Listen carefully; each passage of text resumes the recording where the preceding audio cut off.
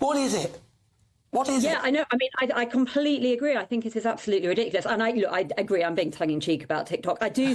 My personal view is that TikTok is uniquely awful. I think it is absolutely mindless. Does anyone ever feel good after scrolling on TikTok? I don't know. I mean, I'm sure there will be some people. So, I do accept these platforms are different for different people. I do think, though, we have to really ask, why is there this apparent explosion of ADHD and this rush for everyone to diagnose themselves? GB News, the People's Channel.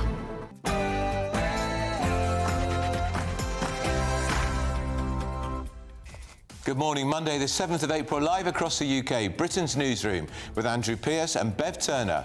Very good morning. So, green rules relaxed. Labour are watering down the ban on the sale of petrol and diesel vehicles. They say it's to protect our motor industry from Donald Trump's tariffs. He, of course, still is standing by them. I don't want anything to go down, but sometimes you have to take medicine to fix something. And there's breaking news. Carnage on the stock market. Our own FTSE 100 has fallen by 6%. As there are warnings Trump is triggering a global market crash. Young Muslims are apparently disillusioned. An Islamic leader has warned that the Middle East conflict is fueling extremism here in Britain and that integration is a national security issue. We might agree on that, but whose fault is it? So, NHS door-to-door health workers are going to be deployed to carry out home visits to tackle our growing sickness crisis. And a British couple are facing deportation from Australia after one of them was diagnosed with multiple sclerosis years after they settled down under. They're going to be joining us to explain why. Wind farm waste. That's the fear after millions are spent disposing of excess energy supplies. Scottish wind power turns 30 this year. From the first modest array of 14 turbines here at Hagshaw Hill to some 4,300 in Scotland today, producing a record 30 terawatt hours of electricity last year. That film will blow your mind. Now, Brighton on charge. 6,000 curbside electric vehicle charging points are coming to Brighton in the biggest rollout of its kind. And the royals are in Rome. The King and Queen begin their state visit to the capital city of Italy. I'm live in Rome, where the King and Queen have a packed schedule over the next 4 days. That's despite the state's visit to the Vatican being canned because of the Pope's health. More details shortly.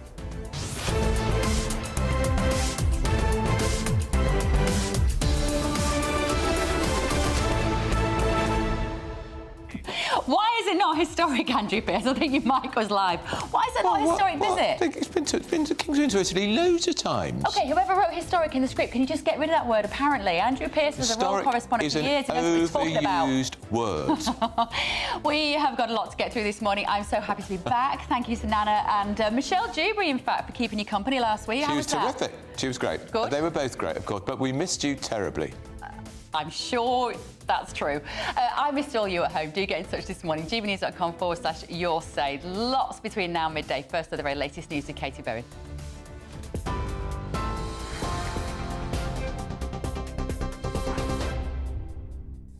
Bev, Andrew, thank you and good morning. It's 33 minutes past 9. Your latest headlines from the GB Newsroom. As you've been hearing, the FTSE 100 was down sharply on opening this morning, falling by 3% in the first few minutes of trading. The FTSE has now hit a one-year low. The FTSE 100 is still sharply down by more than 4.5%, and if you're watching on television, you can see that sharp fall on the graph on your screen. Major stock indexes across the world have plunged today, with the German, French and Asian markets all tumbling. The Tokyo market has now closed for the day amid those concerns of a tariff-induced global recession.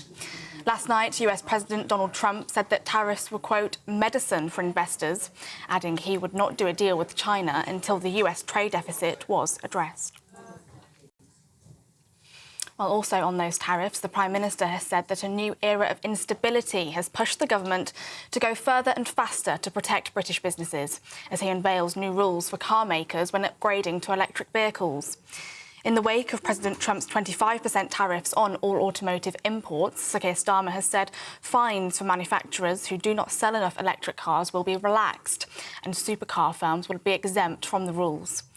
The move aims to help firms transition to electric vehicles, and the Prime Minister is expected to reinstate the 2030 ban on the sale of new petrol and diesel cars, although luxury car makers will still be allowed to keep producing petrol cars beyond that deadline. Parliamentary Under-Secretary Lillian Greenwood said that the changes didn't just apply to luxury car brands.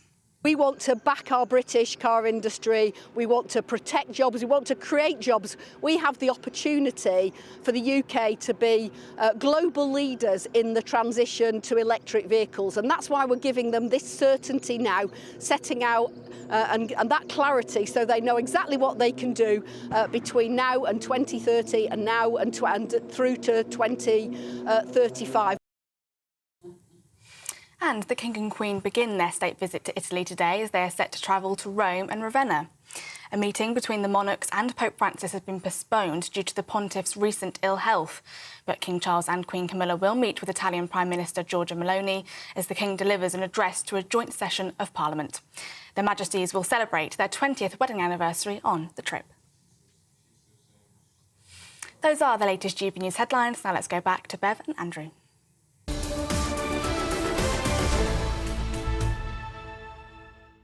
Very good morning. Welcome to Britain's Newsroom with Andrew and Bev. If I did sound like a curmudgeonly old grump saying it is not an historic state visit, it is because I thought off the top of my head there were 4 state visits by Her Majesty the Queen to Italy in her reign. 4. Most recent being in 2005.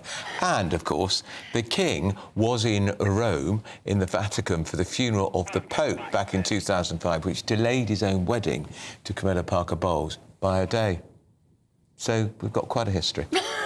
Sorry, I covered that visit because I was then covering the royal beat for the Times. I missed a week of such incredible historic, I nearly said it again, royal knowledge. It's lovely to be back. Had a lovely week away. It's funny, isn't it? You don't realise how much you need a holiday until you've been on one, and then you realise how much you needed a holiday. So he's busy. He's busy. So apparently, they're going to show. He's not tuned in. Oh, Jay. Oh, they're shouting in my ear. Well, apparently they're putting up a yes. There's a picture of me on holiday. Thank you very much. That's a complete stranger. She'd never met that chap before. It was grab a granny night. He was just a waiter pouring drinks around the pool, and she dragged him in. That's apparently the approach now. Thank you for the humiliation of that. But yes, we had a lovely time. That was me and James there in the pool in Morocco. Now, should we do some proper news? Because, of course, a lot was happening last week. All this furore about tariffs and Donald Trump. Now, I sat there by the pool watching Britain's Newsroom on my phone, of course, on the excellent app. And a little bit. I did a bit. Not all. She didn't. I watched quite a bit of it. But I was fascinated by this reaction to Donald Trump's tariffs, because I just sat there thinking, hang on a minute, if you can protect your own industry in your own country, why would you not do that? And frankly, why haven't subsequent governments done that to us when we have been obliterated by China, by America as well? Then I know it's not popular, but Trump doesn't owe the world their economy. He owes his American people their economy. And frankly, thank goodness we're out of the EU, because they got slapped with double the tariffs that we've got now. There's a Brexit bonus for you. Well, it is a Brexit premium. Of that, there's no doubt. I've broken my earpiece, so just forgive me here. Oh, dear. But it is a Brexit premium, and but I don't think we should retaliate with huge tariffs. I think we should cut any tariffs we've got. But you see, this has always been my concern. Ever since Donald Trump got elected, are you all right now? Yeah, I think so. We're out of vision because he's broke his earpiece already, honestly. Listen, as soon as Donald Trump got elected, I knew that he was going to be the stick that it would be used to beat anything that any government around the world wanted to criticise. Donald Trump, orange man bad, he would become the reason, OK? When he put these tariffs on, I just thought, well, there you go, because all we're going to hear now from Rachel Reeves, from Keir Starmer, all we're going to hear is, well, what can we do? Donald Trump has ruined the world economy with his tariffs. If you want to look after British businesses, you can still do so. They are using it as an excuse, and what they're doing is they're fiddling with the dates by which we convert from petrol, diesel to electric. The real hit to British business starts today with the imposition of national insurance rises on every business in the country. She's lowered the threshold in which they kick in from £9,500 to £5,000, so that gets lots of small businesses. Yeah. And on Saturday, I sat opposite a very prominent charity. Somebody who runs a charity, very prominent. She employs 60 people, or at least she did, because the national insurance hike affects every charity because they have to pay the employees extra money, and if you're running a charity on a shoestring, very difficult. The minimum wage has gone up too. Yeah. She was telling me she knows hospices which have reduced the number of beds they've got already. That is terrible, and that's what they should be doing. Correct. Freeze the national insurance rise. That will really help British business. Look at VAT as well for hospitality. Look at business rates.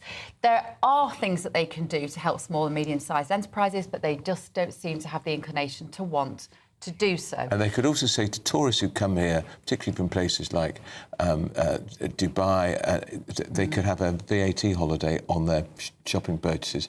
Be terrific for high streets up and down the country. Yeah, well, I mean, look, we are going to see businesses start to close now, sadly, tragically. Get in touch with us this morning if you have some experience of that. gbnews.com/your say. I walked past our little butcher yesterday in West London, closed, gone, sign in the window, a piece of cardboard written on. Times have been very hard, but we have made the awful decision we've had to close.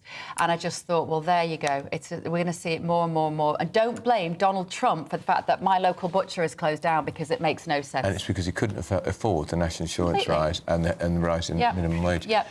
Now, the Prime Minister is going to water down the ban on sale of petrol and diesel vehicles in the wake of the tariffs. That's right. It will move now. This is going to be the ban, of course, move from 2030 to 2035 on all forms of hybrid car, not just the plug-in hybrids, and they will be available until 2035. So a bit of good news for white van men and women. Let's talk to the former Transport Minister, Norman Baker, who joins us now. Norman, it strikes me that this is just fiddling a bit, really. How much this will make very little impact on the, for instance, Jaguar Land Rover that have suspended sales to America. Well, I think it's intellectually incoherent, as a matter of fact, because it's predicated on the relationship between petrol car sales and electric car sales, and that, to some extent, to a large extent, in fact, is out of the control of the manufacturers. And what the government should be doing, if they want to promote the sale of electric vehicles, in my view, is providing incentives for people to buy the electric vehicles by having a discount. Now, what you could do, and particularly in this new world we're in of tariffs and so on, is actually provide a discount for electric vehicles made in this country to support British manufacturing, so that people buy one that's made here, they will actually get a discount. Unfortunately, what's happening is people aren't particularly buying them, and because people dislike Elon Musk so much and Tesla, sales are likely to go down rather than up. So, tying the manufacturers into the wider picture is not actually going to be very helpful, and they can't actually solve the matter that way. Come on, Norman. I mean, the problem in this country, people not buying electric cars, is not because they don't like Elon Musk. It's because they don't like electric cars, frankly. I spend most of the time trying to find my phone charger. I don't want to spend the rest of the day trying to find a car charger. The infrastructure is not there. We're not ready for the electric cars. They depreciate badly. This whole thing needs ripping up, not just kicking it till 2035. Well, people don't like Elon Musk and they don't like electric cars particularly. So both those factors play in. And as far as the charging system is concerned, I mean, I looked at this because this was in my portfolio back in 2013. And I recognised at the time you need to provide the infrastructure first in order to give people confidence about purchasing these vehicles, because the greatest barrier to purchase is actually people's fear of the electric vehicle running out of charge while they're on the motorway. That's actually the biggest obstacle to people buying electric cars. So if you can give people confidence that the structure is in place with charging points and they won't run out, and actually the cars have got further capacity these days, the batteries have improved, then that will do a long way to encourage people to buy the cars. How are you going to encourage people, particularly women, Norman, to buy an electric car in the countryside if they live in a deep rural part of England, Scotland, Northern Ireland or Wales? Well, indeed, and that's a particular problem. And what you're seeing, if you look at the map of where the charging points are, you'll find that some of the countries are very well served by charging points, and other bits of the country have got big gaps, huge gaps where there are no charging points. And this is a failure of government. What I recognise as my Transport Minister, we need to have an even spread of charging points to pick up that very point, Andrew, and it's not being carried through. It's been left to the market large to decide where charging points go. And of course, what the market's done quite sensibly from a market point of view is put them where the populations are. But it does mean if you're in a lower population area, then you're unlikely to be served by a charging point. But it's also, Norman, it's a massive scam because everybody was told, buy an electric car, you won't have to pay vehicle tax. There's your incentive. Well, guess what? Then, in the budget in 2024, Rachel Reeves said, oh, I'm really sorry, you are going to have to pay vehicle tax now with your electric car. People aren't stupid. They see this in manipulation coming a mile off. Well, I mean, I have to say that the Treasury over at least a couple of decades has failed to anticipate the move from petrol and diesel to electric. And the Chancellor gets billions, I think it's about 35 billion a year from fuel duty and the VAT on fuel duty. And of course, as petrol and diesel vehicles disappear, that 35 billion will disappear as well. So there is a need to find a way to replace that. And the government has said, going back some years, that the amount of charge for motorists has to remain roughly the same, which inevitably means putting a charge on those who use electric vehicles. Norman, just very briefly, the only political leader who is calling most vigorously for retaliation against Trump isn't Farage, it isn't the Prime Minister, it isn't the Tory leader, it is your leader, Ed Davey. Is he right? Well, I'm not here as a Lib Dem this morning, Andrew, as you'll appreciate, notwithstanding my yellow shirt. But, I mean, I think there is I'm not clear in my own mind what the best policy is. I mean, clearly retaliation increases tariffs and therefore makes the situation potentially worse. On the other hand, putting tariffs on across the board will affect British industry and has to be an answer to that. I think part of the answer has to be for the UK government to reach out to other countries who are prepared to do free trade deals without tariffs, including the EU, including Australia, Canada and other such countries, and try and find alternative sources where we can put our exports. That's got to be part of the strategy. That's a strategy that Mark Carney is following in Canada, quite rightly, I think. All right, thank you, Norman. Norman Baker there. Let us know your thoughts this morning. And what really winds me up about this car thing is taking away choice. I don't want an electric car. I just don't. You told me I had to buy a diesel. I bought a diesel. And that went wrong. And that went wrong. So just let us drive our cars. I know. Now, still ahead, there are reports £1 billion has been paid to wind farm companies to stop generating excess electricity in Scotland. Yet another cost of going green, and you're paying for it. That's right. You don't want to miss that. Tony Maguire's done us a fantastic film from Scotland about wind turbines. It will blow your mind. Up next, though, we're going to cross over to Rome, where the King and Queen are beginning their 4-day state visit to Italy. It marks their 20th wedding anniversary, but it is not historic. It is not. It is not historic. Do not use that word. First, though, would you like some winter sun? I highly recommend it, having just come back from some. Well, here are some of our top European destinations. I hope it doesn't rain. Don't worry about it. It'll spoil our holiday. Relax, we're totally covered. All Clear Travel Insurance sponsors GBNews Travel Destinations Forecast. Hello. Well, if you are off on your Easter break, it is colder in the southeast Mediterranean at the moment. Having a look at the detail, we've got some colder air coming down from the Arctic, so actually much below average for the time of year. Across parts of Italy, there is some sunshine, especially then more so across France, parts of Spain and Portugal. But towards the far west, we will see outbreaks of rain and some showers. And then as we go through the week, many places will see some sunshine before it turns a little bit downhill later. All Clear Travel Insurance sponsors GBNews Travel Destinations Forecast.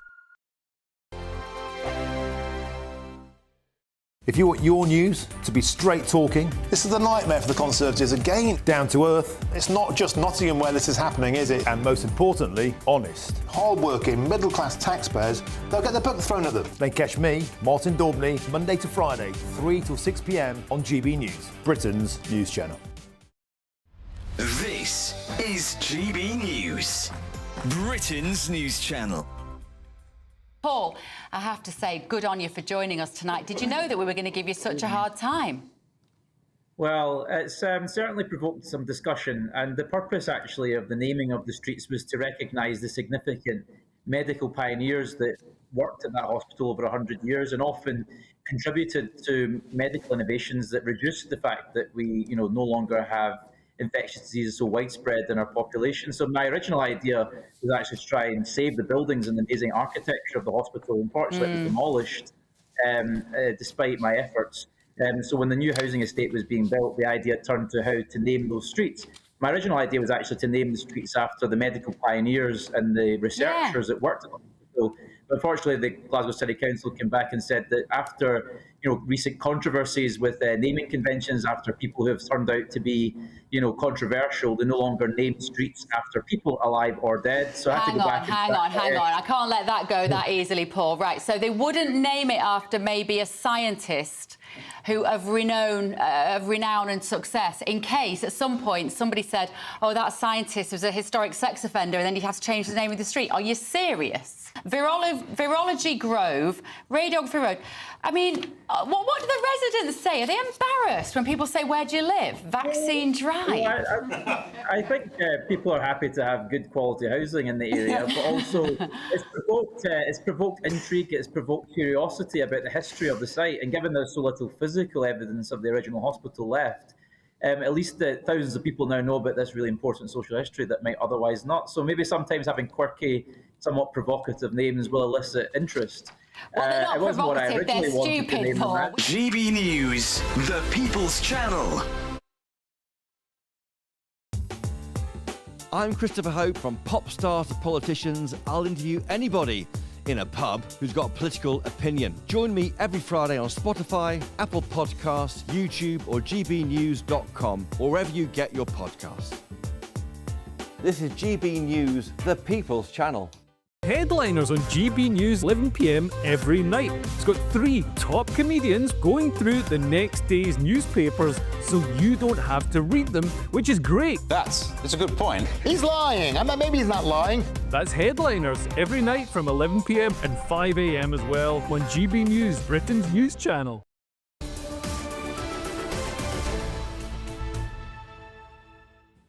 .50, welcome to Britain's Newsroom with Andrew and Bev. So the King and Queen are on their way to Italy today. They'll be meeting the Italian president during their visit, but their meeting with Pope Francis has been cancelled as he recovers from his health battle. This Wednesday, the King and Queen will be celebrating their 20th wedding anniversary in Italy too. Let's now go to GB News' royal correspondent Cameron Walker. 20 years. I can't believe they've been married for 20 years, actually, Cameron. But what are they going to be doing there in Italy? Yeah, it's really hard to believe, isn't it, Bev? And we believe that the King and Queen are going to be guests of honour at a black tie state banquets to mark their anniversary. And I suspect Buckingham Palace probably have a few more surprises up their sleeve as well, although they are keeping it very much a secret ahead of that anniversary on Wednesday. But of course, you've been saying a little bit earlier on, Andrew, that it's being described as a historic state visit. Some people disagree. It is the first time that he's visited as king to Italy. Times as the Prince of Wales, and he's also going to become the first monarch in British history to address a joint session of the Italian Parliament, because of course the whole point of a state visit is the UK government's attempt to strengthen relations between the UK and Italy. And of course this is all in the context of those big tariffs that President Trump have put on both the EU and the UK, but also crucially perhaps for the UK and Italian governments, their joint efforts to combat illegal migration. And King Charles is having 2 audiences, one with Presidents Mattarella and one with Prime Minister Meloni. Now, of course, King Charles does stay out of politics, but what it does do with his soft power in those audiences that he does take part in, it opens the door to those back-channel political negotiations, which will probably happen soon after the state visits. But there's also, of course, going to be joint military elements to this state visit, because Italy and the UK, NATO allies, the war in Ukraine continues, the Russian aggression continues, and there will be a joint fly-past over Rome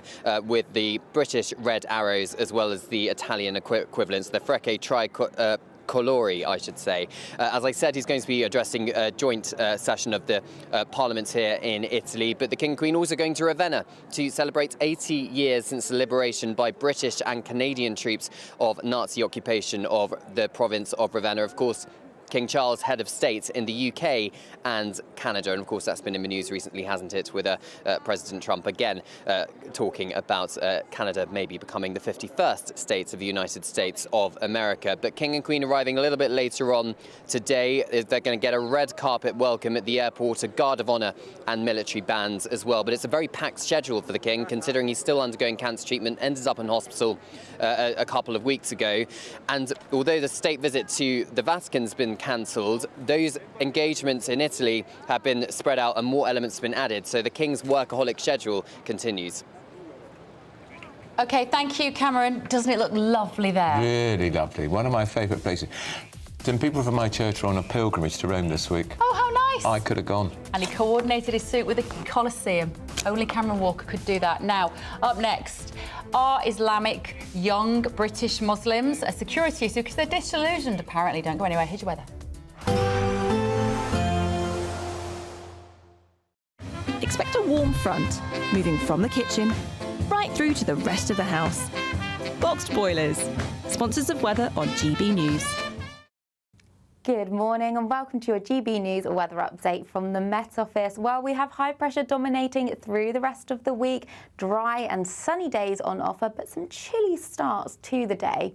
As we look ahead through much of Monday then, not much changes from the weekend. We hold on to plenty of blue skies after any mist and fog soon lifts and clears. Across Orkney and Shetland though, we just have a bit more cloud here, but lighter winds for many of us compared to recent days. So it'll still be feeling warm, especially out towards the west. We could see highs of up to 16 or 17 degrees.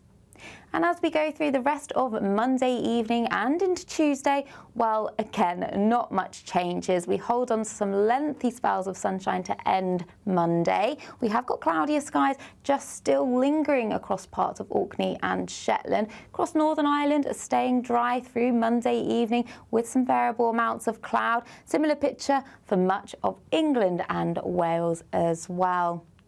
So as we go through Monday night and into Tuesday, we hold on to lengthy clear skies, and with the light winds around, this will allow some isolated mist and fog patches just to develop. We still hold on to some cloud, especially across northern parts of Scotland, but elsewhere fine and dry and turning a little bit chilly, perhaps with a touch of frost in places to start Tuesday morning.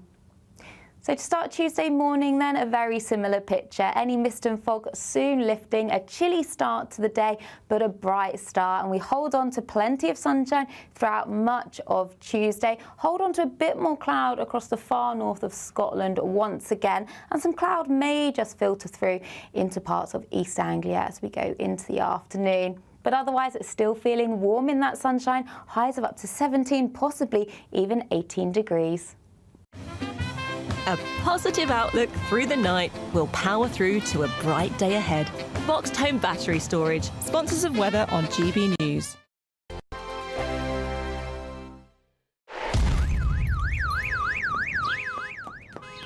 Crash Law 24 sponsors GB News Traffic and Travel Report. The latest GB News travel. Good morning, I'm Russell Holding. On the M8 in West Lothian, there's a lane closed eastbound where someone's broken down between junctions 3A and 3 from Bathgate to Livingston. There are some cancelled P&O Irish Sea sailings between Cairn, Ryan and Larne because of a technical problem. In Gwynedd, the A4086 is closed each way between Llanberis and Bryn Rafael because of an accident. There are delays of up to half an hour to trains into and out of Birmingham New Street station after a train broke down. In London, on the North Circular, there's a lane closed southbound where someone's broken down on the Redbridge flyover with queues from the M11. On the M25 in Surrey, there's a lane closed anti-clockwise after an accident from the Cobham services in junction 9 at Leatherhead. You can stay up to date throughout the day by visiting our website gbnews.com. Crash Law 24 sponsors GB News Traffic and Travel Report.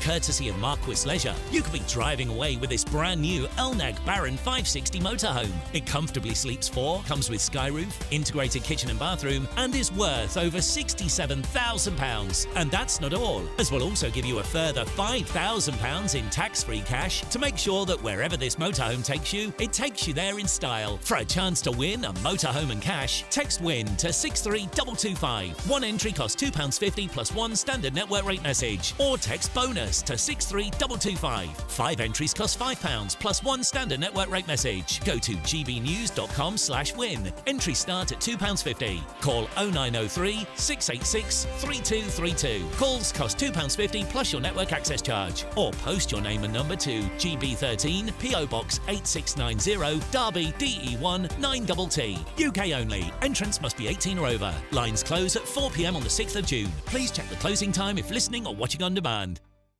Hi, I'm Michelle Dewberry and my show is your opportunity to cut through all the noise and dive in headfirst to some robust debates. Ideas clash. Situation, isn't it? Because the failure is... You're deliberately avoiding my point. Nothing's held back. And if you think this is the end of it, wait for more. And we do not shy away from the difficult stuff. Sometimes I want to shake people and say, if only you understood. So join me on Jubes & Co. weeknights at 6 p.m. only on GB News, Britain's news channel. Mornings don't have to be tiresome, especially if you have the right company. Wake up to news as it happens, opinion and debate, and of course, a little bit of entertainment too. Because when the kettle's on, we're on. That's Breakfast on GB News, a show worth waking up for. Every morning from 6 a.m. Only on the People's Channel, Britain's news channel. We'll spread the news, you spread the word.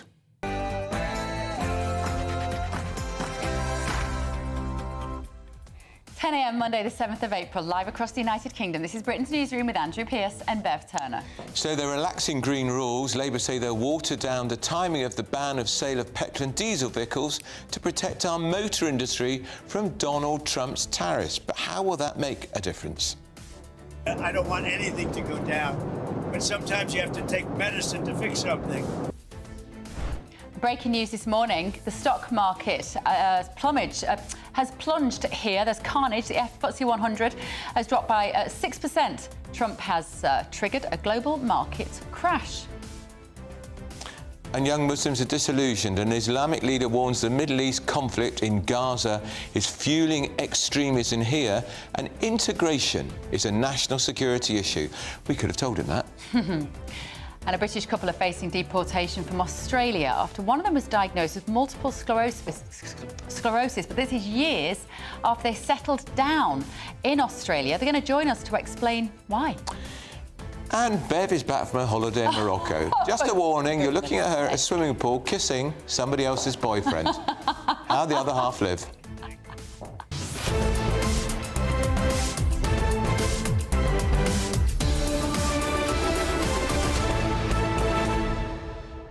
He is just the waiter, and apparently in Spain, in Morocco, tips are different to how we do it here. So that was his tip. I had a lovely, restful break, thank you. I'm very hungry this morning. Can we stop showing that picture, please? I'm very hungry this morning. I've had an all-inclusive breakfast all week. I've had nothing to eat today. I'm absolutely starving this morning. But we did have a lovely time. Honestly, there's nothing like a bit of winter sun. I know we show you our winter sun weather forecast here. I can highly recommend it. And you were much missed here. Thank you. Well, it's lovely to be back. gbnews.com/your say to let us know your thoughts this morning. First are the very latest news with Katie Bowen.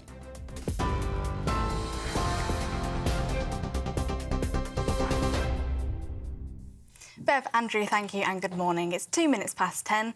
These are your latest headlines from the GB Newsroom. The FTSE 100 has hit a one-year low today. The index was down sharply on opening this morning, falling by 3% in the first few minutes of trading. While the index is still sharply down by more than 4.5% as the fallout to President Trump's tariffs continue. If you're watching on television, you can see that sharp fall on the graph on your screen. Major stock indexes across the world have plunged, with the German, French and Asian markets all tumbling. The Tokyo market has now closed for the day amid those concerns of a tariff-induced global recession. Last night, US President Donald Trump said that the tariffs were, quote, medicine for investors, adding he would not do a deal with China until the US trade deficit was addressed. Israeli Prime Minister Benjamin Netanyahu met with US Commerce Secretary Howard Lutnick in Washington, D.C. yesterday. He will meet with President Trump later today. While also on those tariffs, the Prime Minister has said that a new era of instability has pushed the government to go further and faster to protect British businesses as he unveils new rules for car makers when upgrading to electric vehicles. In the wake of President Trump's tariffs on all automotive imports, Sir Keir Starmer has said fines for manufacturers who do not sell enough electric cars will be relaxed and supercar firms will be exempt from the rules.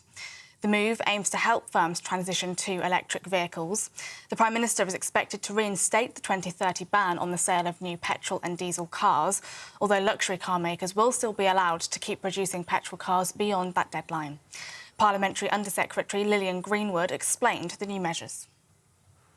We want to back our British car industry, we want to protect jobs, we want to create jobs. We have the opportunity for the UK to be global leaders in the transition to electric vehicles, and that's why we're giving them this certainty now, setting out and that clarity so they know exactly what they can do between now and 2030 and now and through to 2035.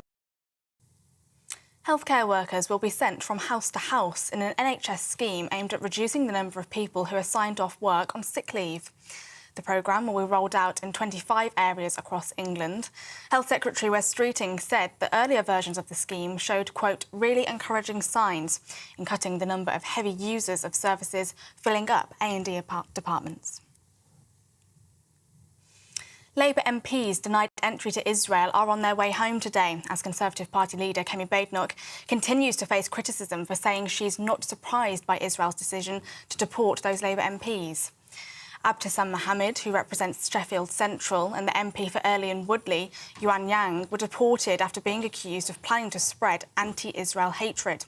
Ms Badenoch said Israel has a right to control its borders, adding that she thinks it is shocking that Labour MPs that other countries don't want to allow in. Foreign Secretary David Lammy said her comments were disgraceful. Shadow Paymaster General Richard Holden said the Labour government have double standards over the issue. Israel has a right to choose who goes into its country and not. It's the only open democracy in the Middle East. There is real criticism, believe me, within Israel both ways, and there's a proper democratic debate ongoing in there. I find it particularly bizarre when Labour MPs are calling for the Prime Minister of Israel to be arrested, that if he ever came to the UK, that at the same time they're saying that we can't even, and these aren't people being arrested, these people have been denied entry to Israel. It smacks of double standards from this Labour government to me. And the King and Queen begin their state visit to Italy today as they're set to travel to Rome and Ravenna. A meeting between the monarchs and Pope Francis has been postponed due to the pontiff's recent ill health, but King Charles and Queen Camilla will meet with Italian Prime Minister Giorgia Meloni as the King delivers an address to a joint session of Parliament. Their Majesties will celebrate their 20th wedding anniversary on the trip. Our royal correspondent Cameron Walker is there. This is a chance for the UK government to use the King's soft power to strengthen relations between Britain and Italy. This is in the context, of course, of tariffs being imposed on both the EU and the UK by President Trump, the UK and Italy working together to combat illegal migration, and, of course, two NATO allies showing military strength in the face of Russian aggression in Eastern Europe. The King and Queen arriving later on today. Those are the latest GB News headlines. Now let's go back to Bev and Andrew.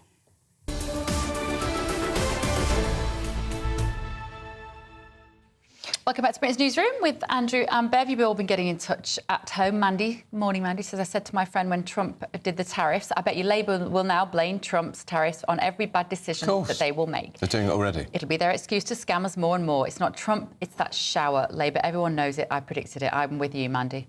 The manic rush by the government to electric cars, says Dennis, is simply killing British motor manufacturing altogether. We'll never have the infrastructure to facilitate a majority use of electric cars. Norman Baker is another deluded ex-minister, is talking total rubbish on that matter.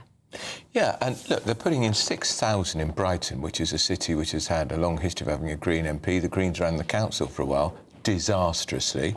6,000 in a city with a population of, what, 150,000, 250,000? How much is that? It's nothing. But it's the warped mindset of we have to be implementing significant change to how we live our lives in order to save the planet. I've been trailing this morning this film that Tony Maguire has done about the wind turbines in Scotland, and that sums up so much of the madness around this issue that we're dealing with at the moment. We have to look after the planet. I'm more of an environmentalist, I've realised. I'm more of an environmentalist than I am a kind of climate change worrier. I'm much less worried about climate change than I am about clean water, looking after animals, looking after green spaces. That's all really important.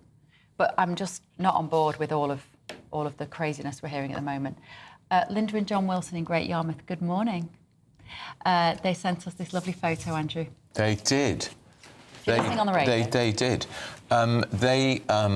They've got my book, Finding Margaret, which is about finding my birth mother, which is an extraordinary story. And they sent a copy in, and I signed it for them. Yeah. And sent them a little note. And they've sent us a lovely photograph with it back, complete with a note. I don't they look lovely? Yeah. And they're in Great Yarmouth. And they watch us every day. They do. And if they have to go out in the morning, which we understand sometimes you do have to, they tape the programme. They tape it. And I love the fact that we both say tape it, because nobody really tapes anything anymore. You know what I mean. They watch us on Catch Up, which is really nice. And of course, last week you missed the book launch. I know. It was, sorry. We did the. Here it is. If I'd known, I'd have done a picture of my bikini by the poolside. Well, you might not have been invited. No, you weren't invited. I was invited. Yeah. No, good luck with it. It's paperback out now. Now, the head of the Muslim World League has warned that the Middle East conflict is fueling extremism right here in Britain, and he says integration is a national security issue. Right, rocket science that is. Well, he might be coming at this from a slightly different perspective than we might be. So this is Sheikh Mohammed bin Abdul Karim Al Isa, and he has said that both Muslims and non-Muslims should focus instead on domestic issues of shared concern, as a political situation outside of this country should not interfere with the integration inside. We agree with that. Sounds very sensible, doesn't it? Well, joining us to discuss this is Professor Anthony Grease, a security expert at the University of Buckingham, and Mohammed Amin, the former chairman of the Conservative Muslim Forum. Professor Grease, let's talk to you first. Of course, integration is important, and of course, potentially it's a national security issue, but where is the failure? For the failure of integration, why has that happened in Britain? Well, I think one reason integration has not been as good as it should have been, as strong. And everybody believes it's like motherhood and apple pie. We all believe in integration, and we all believe that Islamist extremism and terrorism is a national security threat. So what Sheikh Issa says about that is taken for granted.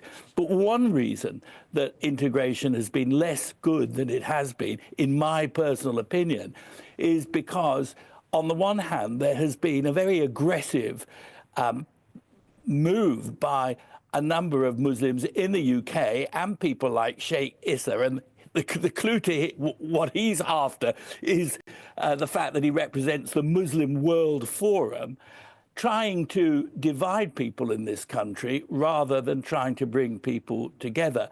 And his report, and the focus on Gaza, for instance, is a case in point. You know, the vast majority of Brits are decent, fair-minded people, and I don't think you can get a cigarette paper between what we think about the appalling war in Gaza and most British Muslims think about the appalling war in Gaza. There may be differences as to the extent to which most Brits will recall who started this war, but apart from that, it isn't a big issue, and yet you can see how it can be weaponized by people whose real aim is not integration, but increasing the divisions between different ethnic groups. But there are other things too that Sheikh Issa draws our attention to in his report. The use of the term Islamophobia, which I think is an increasingly phony way of looking at things, and the general view that the only way that integration can be achieved is by a compromise between, the 95% of Brits who want to separate religion from politics and the 20% of British Muslims who think that politics should be driven by religion. You can't compromise on that. If you're in Britain, it's British values, and I'm afraid I think that's the end of the matter. Mohammed, just respond to that. The issue of integration isn't because British people don't want to integrate, is it? Isn't it because there are too many tightly knit Muslim communities that don't want to integrate? Good morning. Well, first of all, I haven't read Sheikh Issa's report. I can only go on by the article in the Times that I've read, which sort of mentioned the report. And integration in Britain is complicated.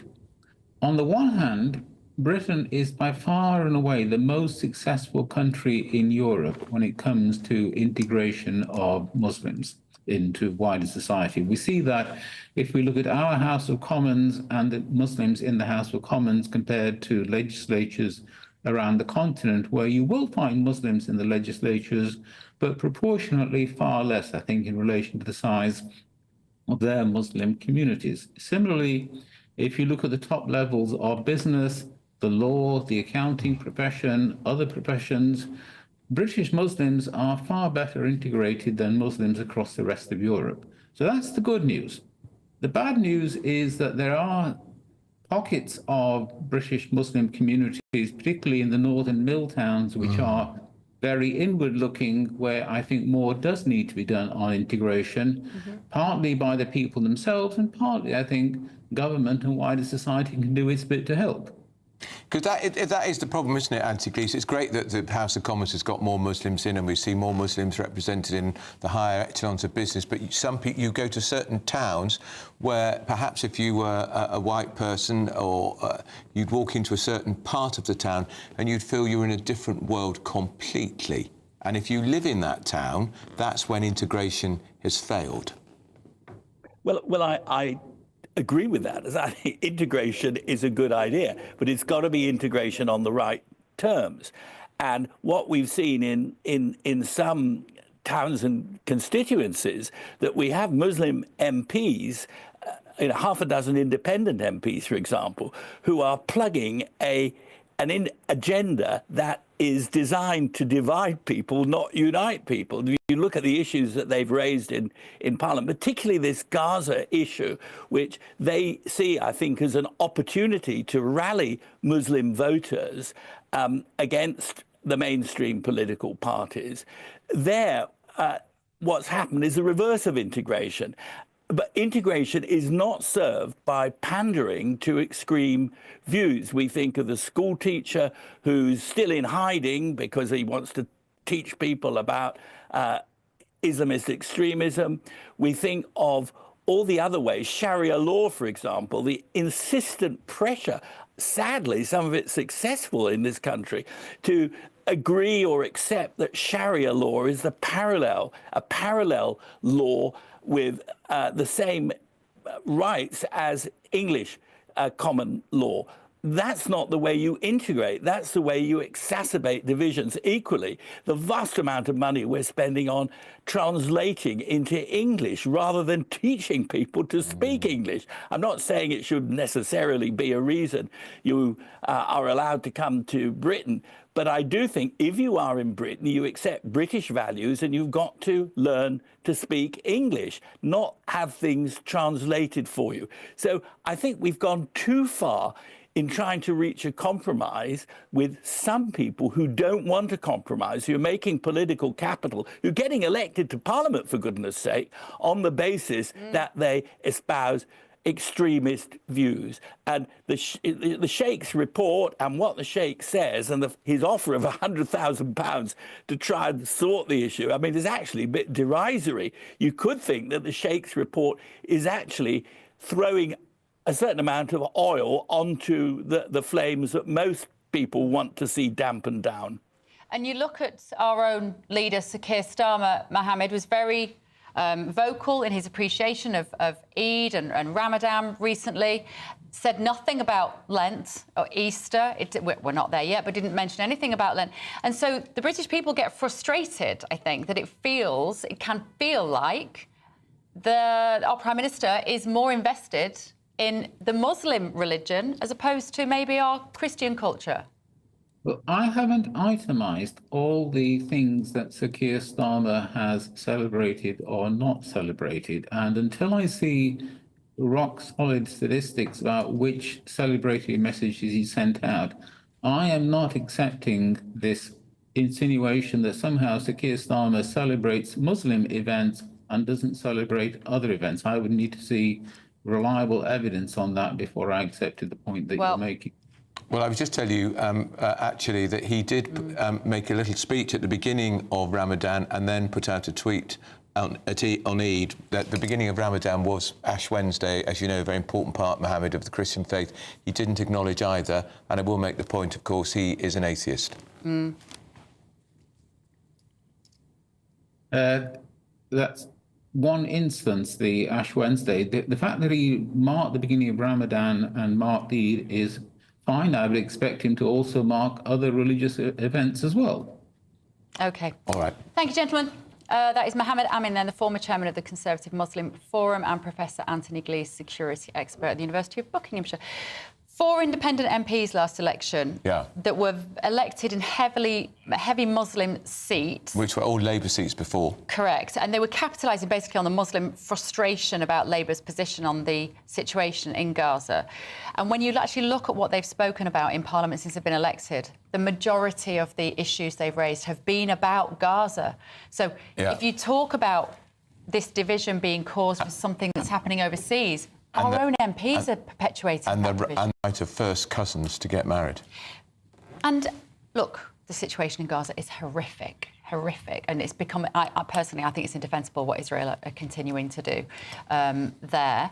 But in terms of integration, if I'm sat on the bus next to a woman in a full headscarf, I'm not going to be able to integrate with her because we can't, because I can't. Can't talk to her. If she can't has see her eyes. And let me tell you, if you live in London now, and it might be because of the situation in Gaza, but headscarves and full burqas are now becoming increasingly common. Or Bradford and parts of Birmingham, many of our cities. Well, I can just see what I'm seeing in London, and it's profoundly different. How often and are you difficult. on a bus? I like a bus. I like a tube more than I like a bus. Right. Although there's even ridiculous stories about the crime on the tubes. A guy was filmed just smoking crack on the tube. Not surprised. Anyway, still to come. There are calls for a major overhaul of the Home Office's skilled worker visa process over concerns it's being exploited. And up next, also, a gay man claims he was told to stop making people uncomfortable by dancing between sets at his local gym. That was sets, he said. S-E-T-C at his local gym. Would it bother you? I've given up on the gym. You're with Britain's Newsroom on GB News.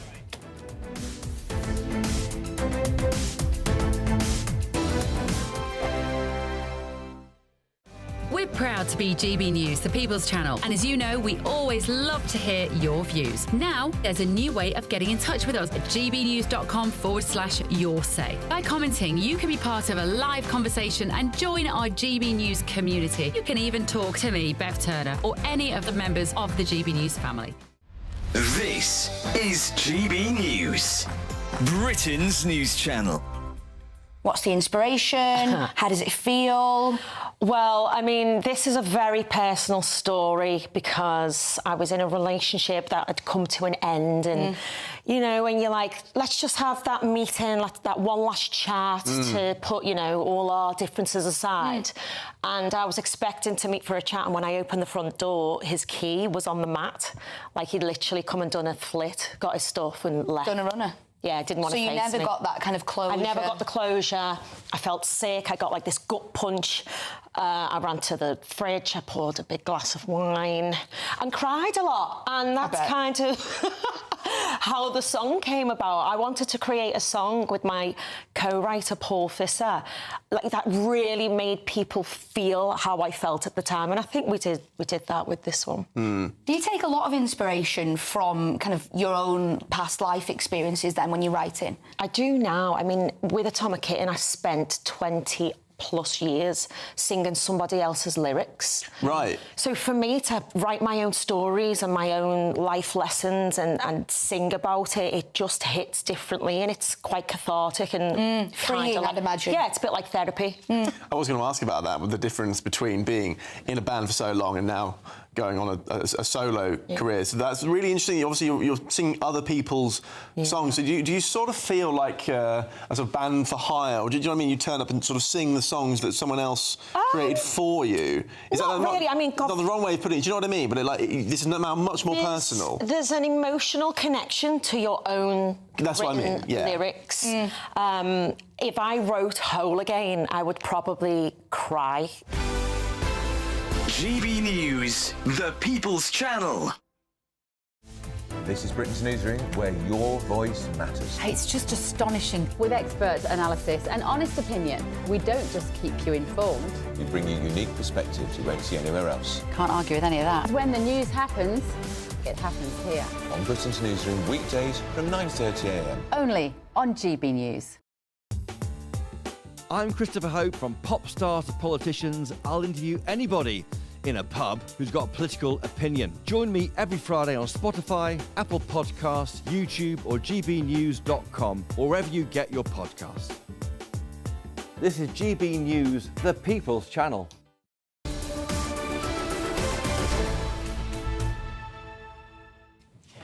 Welcome back to Britain's Newsroom with Bev and Andrew, and we are joined now by the Head of Communications at Popcon, Annunciata Rees-Mogg, and former Labour advisor Matthew Talbot in the studio. Right, Annunciata, do you want to start on these green rules relaxed to protect the car industry? Yeah, I mean, I think it is a prime example of quite how bad this government's green policies are and how damaging they are to the economy. That the moment there's a bump in the road, they have to be changed because otherwise companies will go bankrupt, people will lose their jobs. But simultaneously, people can't afford to buy the clean, green cars the government want them to buy. That this is just making everything more expensive and less saleable. It's the right thing to do, though, isn't it? Because it's ridiculous to be getting rid of diesel and petrol cars. I think so, and I think you have to bring people to this gradually, as much as climate change is an obvious and real issue. 20% of vehicles were heading to America before these tariffs. Actually, the criticism I'd have is we're just totally impotent as a country. You know, I'd like to congratulate the Prime Minister of the UK, Donald Trump, because anything he does just totally dictates the rest of our policy. Inevitably, the US is 25% of the global economy.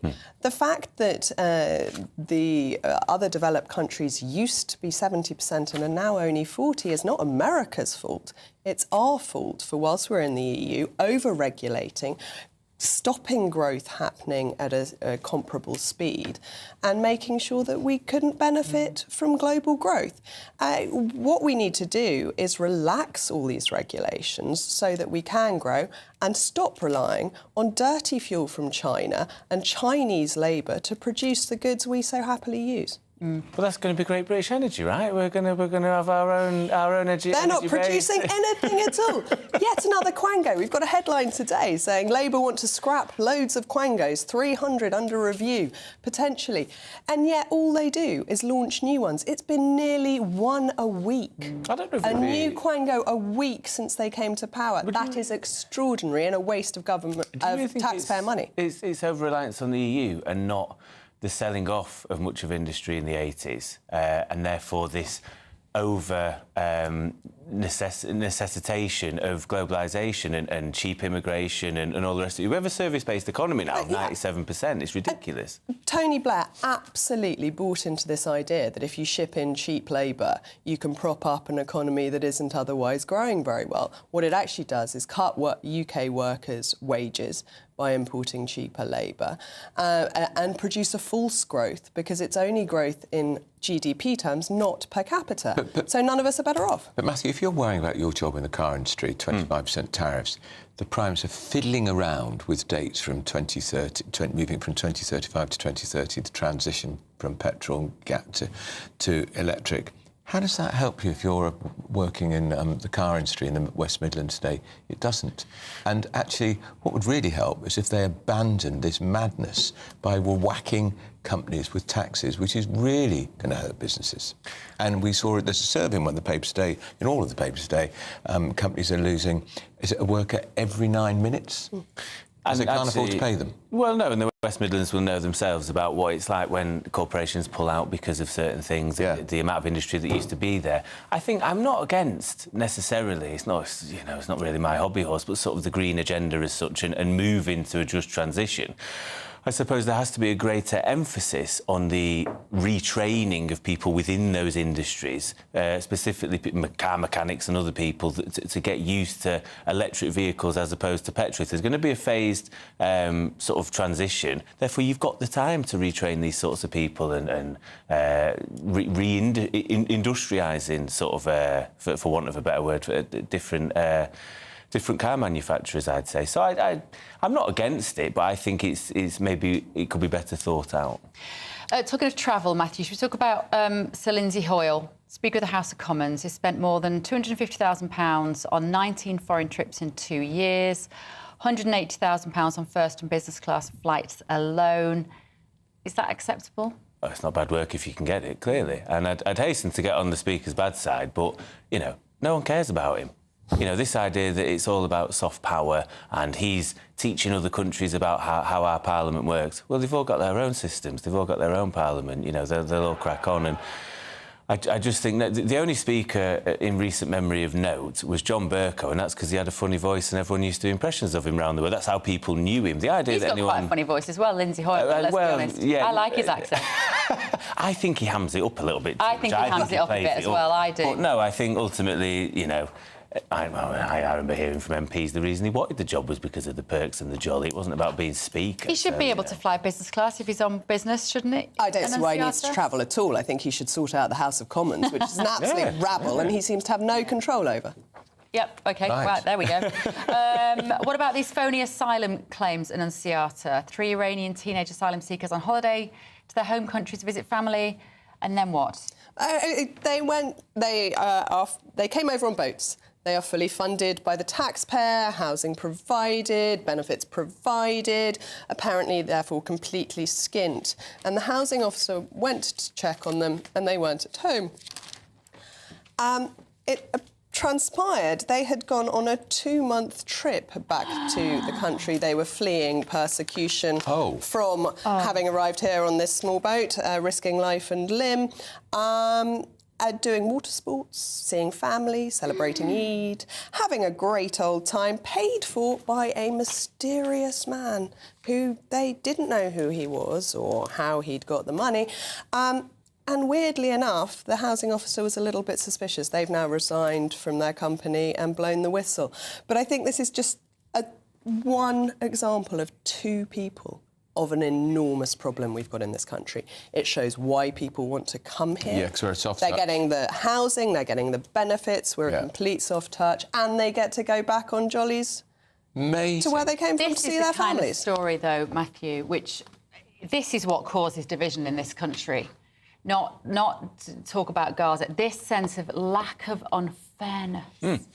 So the asylum laws in this country are not currently fit for purpose. And I think the big issue, which I keep talking about, I'm going to keep talking about it until something is done about it, the only way genuine, not these types of people, but genuine asylum seekers who are fleeing persecution for very good reason, the only way you can claim asylum is to present yourself at British shores. This is why you have the Channel crossings. This is why people can't get on aeroplanes from Afghanistan or whatever far-flung country. And until you make a change to the 1951 Convention, which we signed up to many years ago and is now well out of date, you're going to get economic migrants like these stamping all over the coattails of genuine people fleeing persecution. I think it is about fairness. I'm all for helping people that absolutely are fleeing and for good reason and aren't safe. However, people like this are taking the mickey out of not just the government, people like us, genuine taxpayers, and the system as a whole, and that's why there has to be a change. Are we not being honest enough about the fact that MPs could stop this if they wanted to, but we need lots of low-paid immigrants in this country to keep big business afloat and suppress the wages? Exactly, and it goes back to what I was just saying about propping up the economy, back to Tony Blair. Even in 2015, in the Conservative manifesto, David Cameron said we needed to leave the HRA. Human Rights Act, in order to scrap our own Human Rights Act, by implication leave the ECHR, in order to prevent these huge numbers of immigrants coming here. And didn't but do it. they are addicted to cheap labour. They are. Yeah, they are. And that's why so many people in business voted against Brexit. Yes. Because they wanted the suits cheap them labour to perfectly. continue pouring in from Europe. Yeah. And Boris Johnson said on that very sofa in an interview with Camilla Tominey after the pandemic, and he said, well, we let lots of people in because we needed to restack the shelves. It was an admission of bringing in cheap labour. When that coalition was in with Clegg and Cameron, 2010, 2015. Net immigration to this country was 250,000, and since the pandemic it's been 750,000. And the problem with an addiction is you do have to go cold turkey. And it will be painful to scrap this reliance because the people here haven't been trained to do the jobs. We haven't got the right skills. People aren't willing to work because of the benefit system. And that whole psychology has to change. And that will not be easy. And we need a little bit of what Trump said about tariffs, which is sometimes you have to take the medicine because in the long run it's the right thing to do. He did. Katie Bowens is here with your news headlines. Thanks both.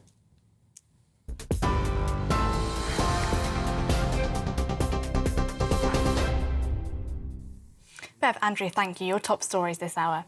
The FTSE 100 has hit a one-year low today, plunging by almost 6% amid global market turmoil. Well, the index is still sharply down by around 5% as the fallout to President Trump's tariffs continue. If you're watching on television, you can see that sharp fall on the graph on your screen. Major stock indexes across the world have plunged, with the German, French and Asian markets all tumbling. Last night, US President Donald Trump said that tariffs were, quote, medicine for investors, adding he would not do a deal with China until the US trade deficit was addressed. Israeli Prime Minister Benjamin Netanyahu met with US Commerce Secretary Howard Lutnick in Washington, D.C. yesterday. He will also meet with President Trump later to discuss those tariffs. Also on those tariffs, the Prime Minister has said that a new era of instability has pushed the government to go further and faster to protect British businesses, as he unveils new rules for car makers when upgrading to electric vehicles. In the wake of President Trump's 25% tariffs on all automotive imports, Sir Keir Starmer has said fines for manufacturers who do not sell enough electric cars will be relaxed and supercar firms will be exempt from the rules. The move aims to help firms transition to electric vehicles. The Prime Minister is expected to reinstate the 2030 ban on the sale of new petrol and diesel cars, although luxury car makers will still be allowed to keep producing petrol cars beyond that deadline.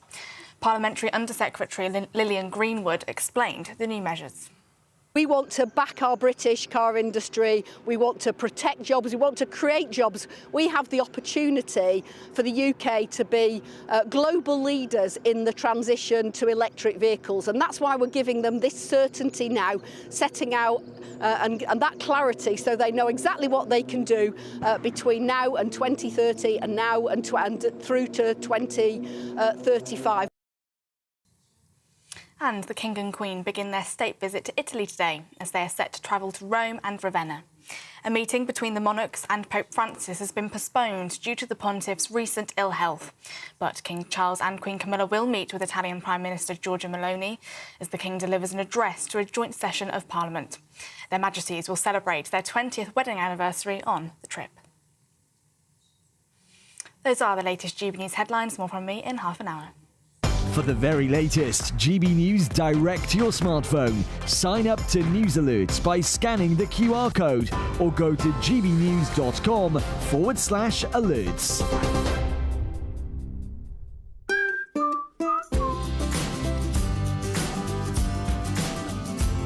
Done. My Claim Group sponsors the GB News Finance Report.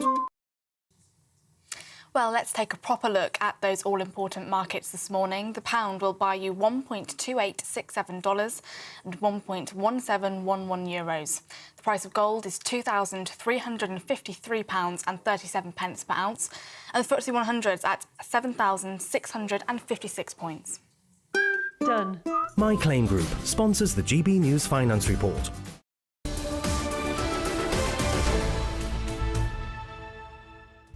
Up next, a GB News investigation has exposed how the Home Office's skilled worker visa system is being exploited. Do not miss it. This is Britain's Newsroom on GB News.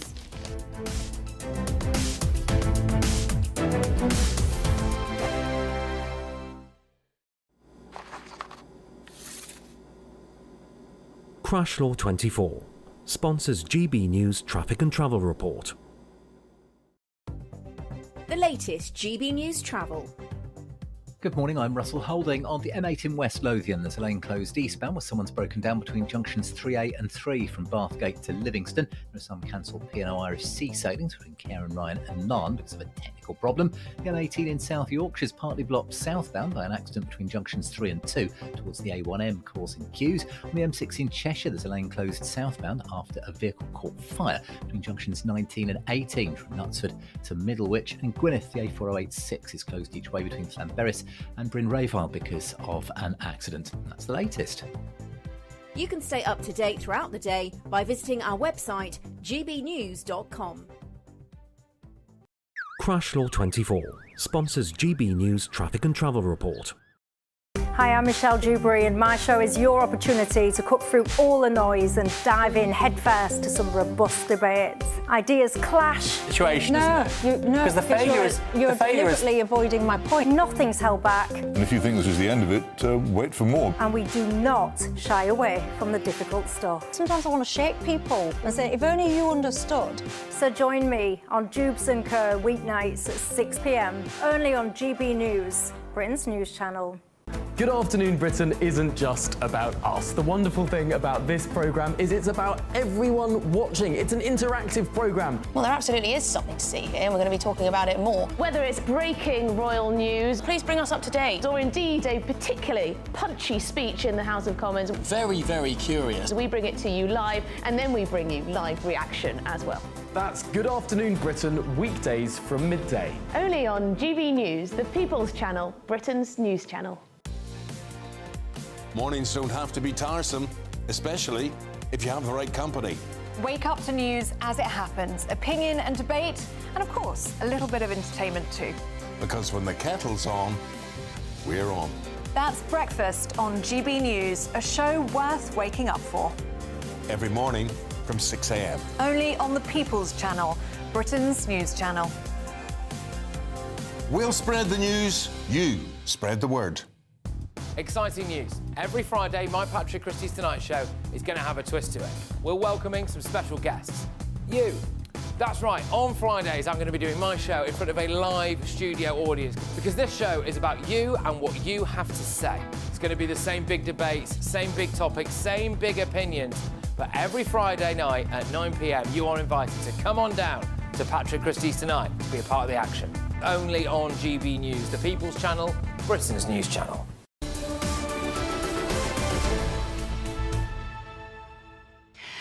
Welcome back to Britain's Newsroom. Now, it's the Great British Giveaway, Andrew. Again? Well, it's the biggest prize we've ever given away. I'm just glad I don't have to say £17,777 anymore. Because it's a much bigger giveaway. This time, not only do you drive away with a new 4-berth motorhome, it's worth £67,000. And you get £5,000 in cash on top of it all. Can I just say, I love a motorhome. I would love this more than the designer handbags, to be fair. Here are all the details you need. Don't miss out on your chance to win our biggest prize package ever, worth over £72,000. You could spend your summer touring the beautiful British Isles and exploring the great outdoors in this Elnag Baron 560 motorhome. This brand new 2025 model, supplied by our prize partners Marquis Leisure, sleeps 4 people, has its own integrated kitchen and bathroom and a living space that can accommodate up to 5. Plus, we'll also give you a £5,000 cash boost to kit it out to make it the perfect home from home for you and your family. For a chance to win a motorhome and cash, text WIN to 63225. One entry costs £2.50 plus 1 standard network rate message, or text BONUS to 63225. 5 entries cost £5 plus 1 standard network rate message. Go to gbnews.com/win. Entries start at £2.50. Call 0903 686 3232. Calls cost £2.50 plus your network access charge, or post your name and number to GB13 PO Box 8690 Derby DE1 9TT. UK only. Entrants must be 18 or over. Lines close at 4 p.m. on the 6th of June. Please check the closing time if listening or watching on demand. Good luck. That is brilliant. I did my honeymoon in a motorhome. Oh? Didn't last, we got divorced. But that was nothing to do with the motorhome. I bet you've not spent much time in a motorhome, have you? I've never been in a motorhome, I have to say, what I found very intriguing about the great scandal of the SNP, remember Nicola Sturgeon had to stand down, arrested over potential discrepancies over money. But the SNP invested £92,000 in a motorhome which sat on Nicola Sturgeon's mother's drive, and she was 92.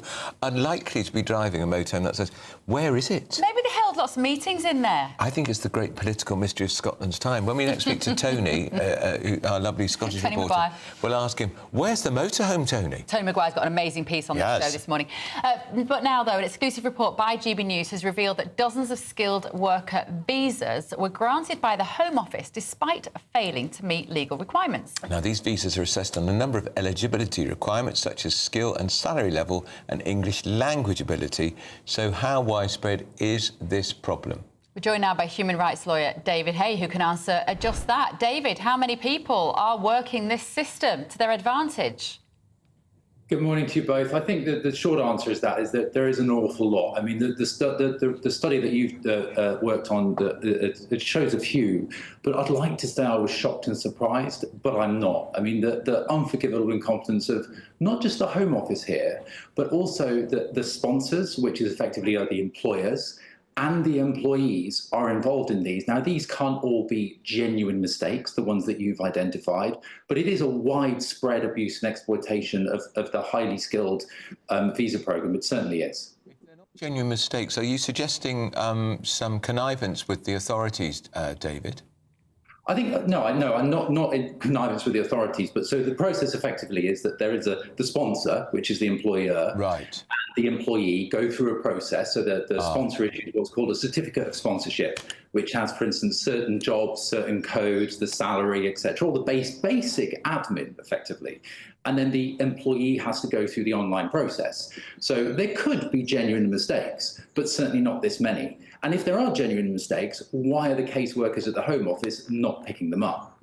Well, how easy, I was just going to say that, how easy would it be if you run a business and you say, I'm going to get my mate over here from, I don't know, from Nigeria or whatever, and India, and you say, yeah, I'll give you the OK on this form, we'll fill it in, and over you come. What are the checks and balances?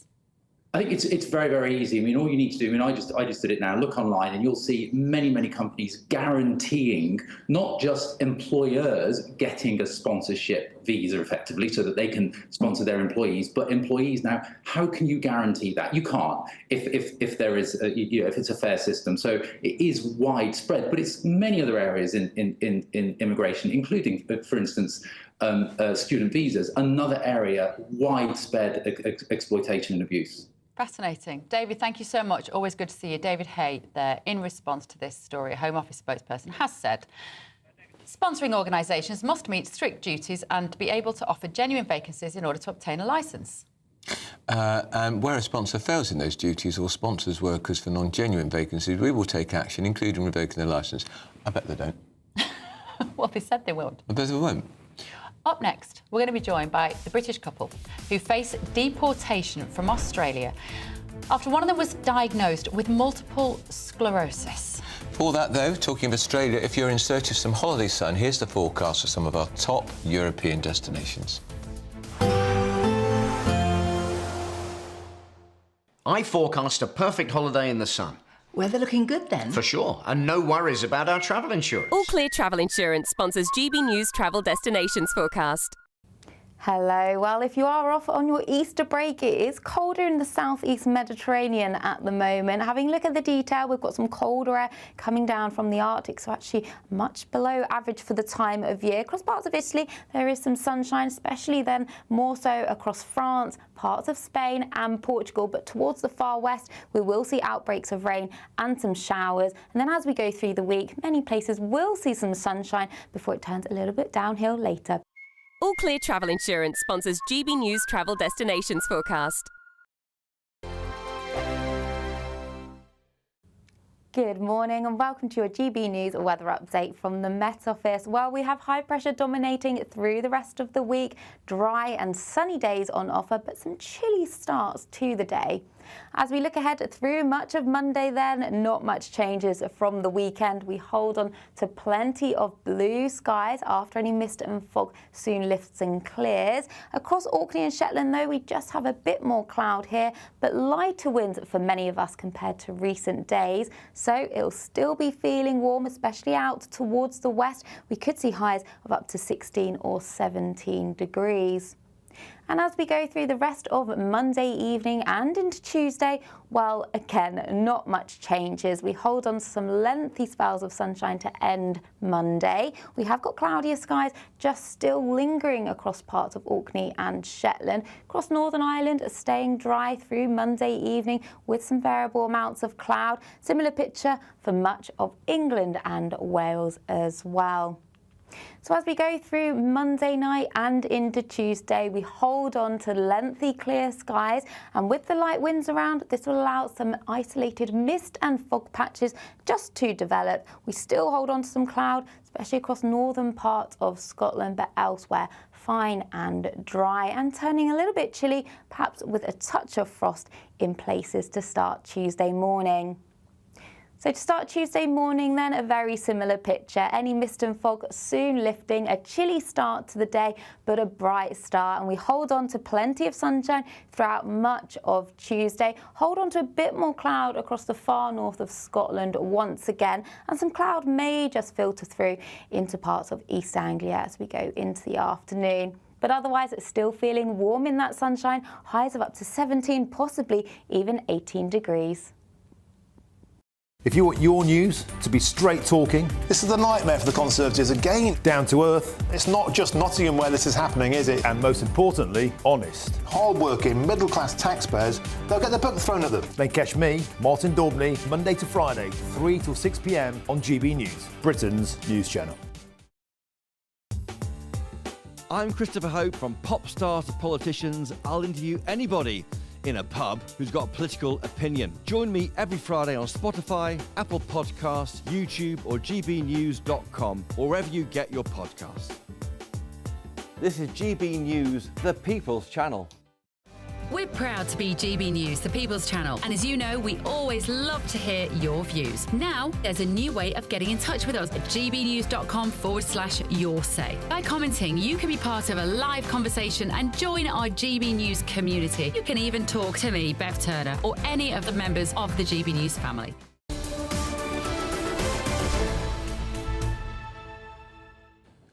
Welcome back to Britain's Newsroom with Andrew and Bev. Now, a British couple are facing deportation from Australia after Jessica Mathis was diagnosed with multiple sclerosis. It comes after the pair settled down under in 2017. It was going to be their home, but they've now been told they might have to move.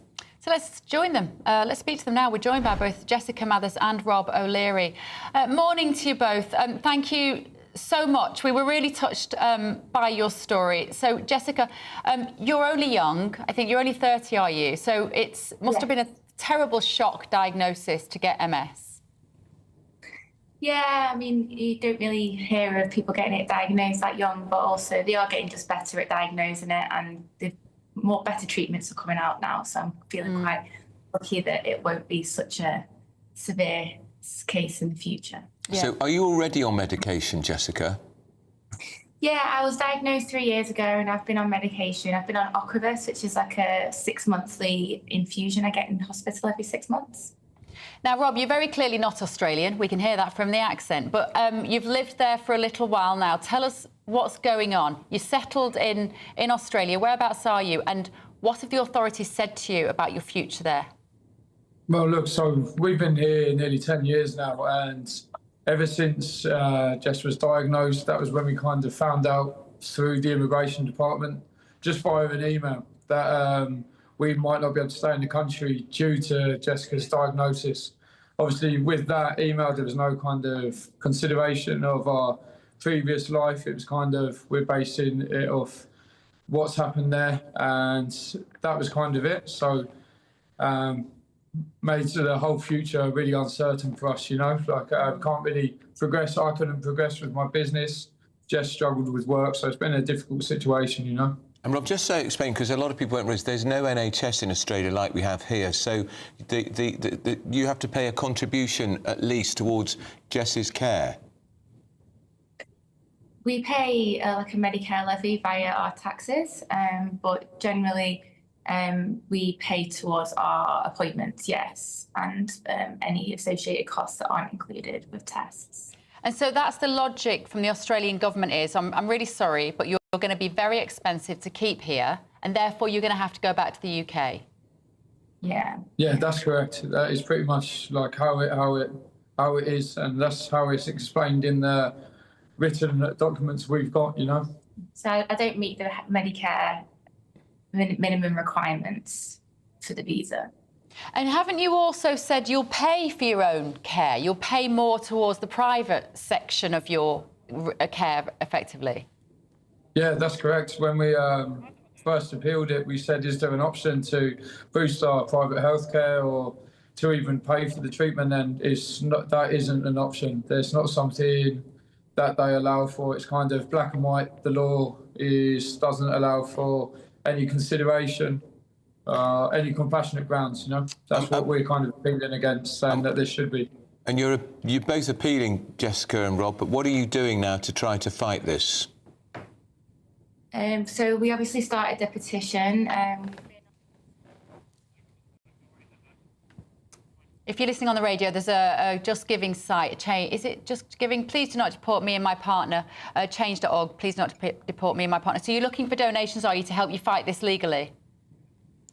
So it's donations towards the Change campaign. So it's not money that we would receive. It's just to promote it within Change. So people will get emails with our petition, you know, if they like similar cases or similar subjects. OK, so it's not a fundraiser as such, it's a petition to try and change it, not just for you, but for everybody. What happens next and what kind of timescale are you looking at? The government we basically actually got rejected 18 months ago, and we have been waiting ever since, and we've not really heard anything. We haven't even received a tribunal date. So at present, we're waiting on the tribunal date because the minister has, since I started the petition, said that he won't do anything until after that. OK, all right. Well, look, we wish you all the best. Keep us posted, won't you, Jessica Mathis and Rob O'Leary there. They're from Macclesfield, nice part of the world. Here's the weather.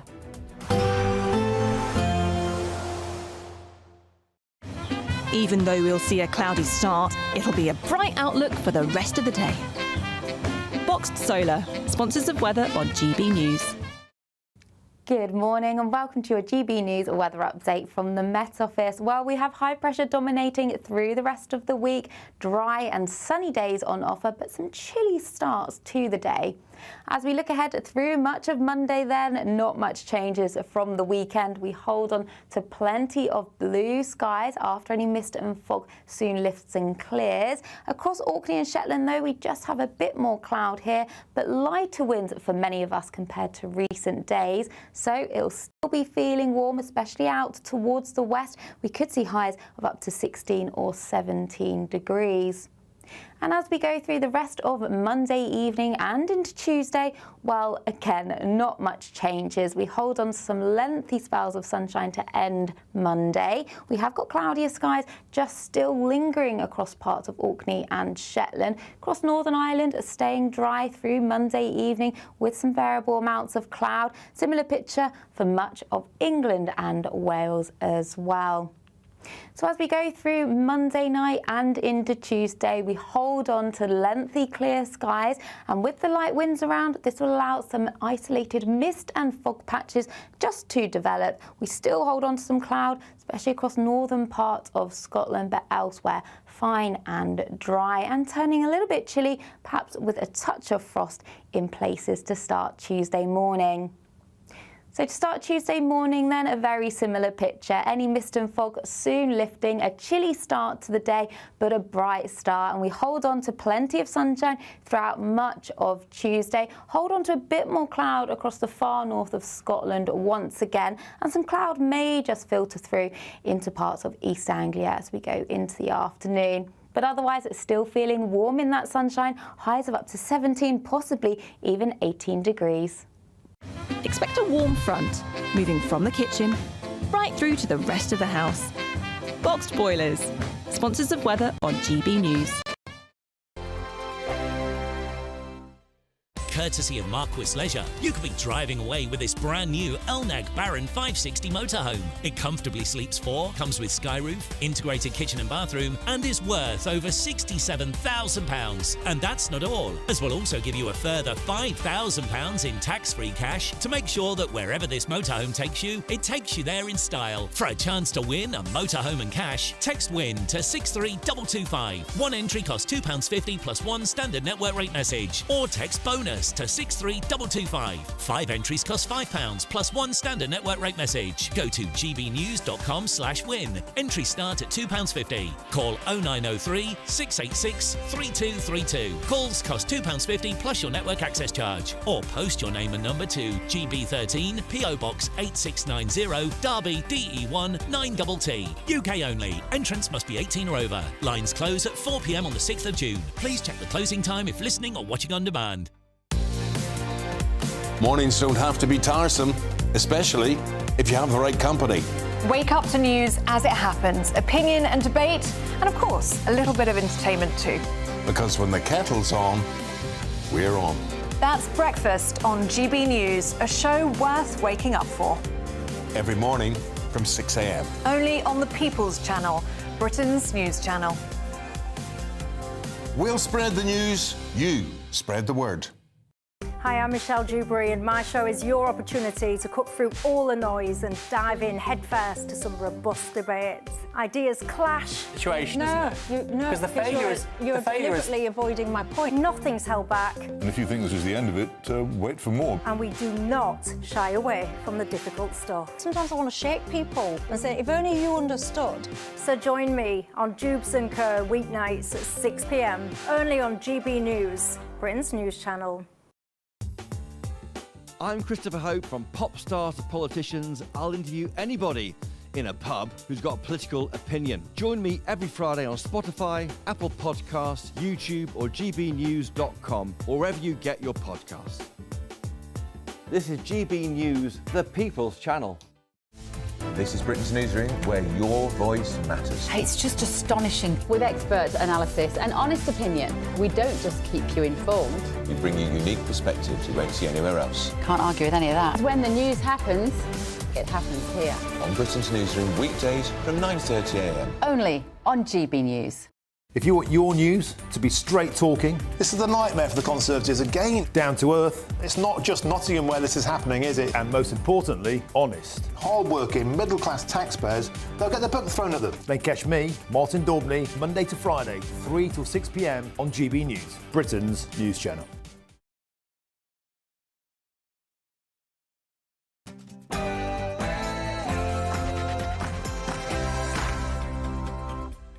It's Monday the 7th of April, live across the UK. Britain's Newsroom with Andrew Pearce and Bev Turner. Good morning, thanks for joining us. So green rules are slightly relaxed. Labour have watered down the ban on the sale of petrol and diesel vehicles in an attempt, they say, to protect our motor industry from Donald Trump. The American president is still standing by his decision. I don't want anything to go down, but sometimes you have to take medicine to fix something. And breaking news, there is carnage on stock markets around the world, and our very own FTSE 100 fell by 1.6% as Trump triggers a global market crash. And we've been hearing this morning about disillusioned young Muslims. An Islamic leader has said that the Middle East conflict is fueling extremism here in Britain and that integration is a national security issue. And Brighton on charge. 6,000 curbside electric vehicle charging points are coming to Brighton in the biggest rollout of its kind. Still not enough, though, is it? Let's be honest. And is wind power in Scotland being wasted? Well, yes, that is the only conclusion you can draw when you watch this film by Tony Maguire. That's it. Anyway, watch it. She's been on holiday. I've lost the ability to talk. There she is on holiday with that random waiter. All he said was, "Do you want a drink, madam?" Look, she dragged him in the pool. Don't know what the drink was. Can we take that out of the menu, please?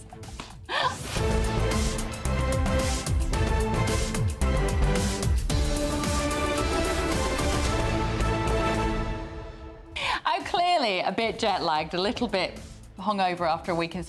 Look, I will form sentences by midday, hopefully. Well, you don't normally. We would love you to send your views, post your comments by visiting gbnews.com. There she is again with somebody else. No, it was the waiter. Apparently, very nice waiter. / you'll say. First, here's the news with a rather shell-shocked Katie Bowen.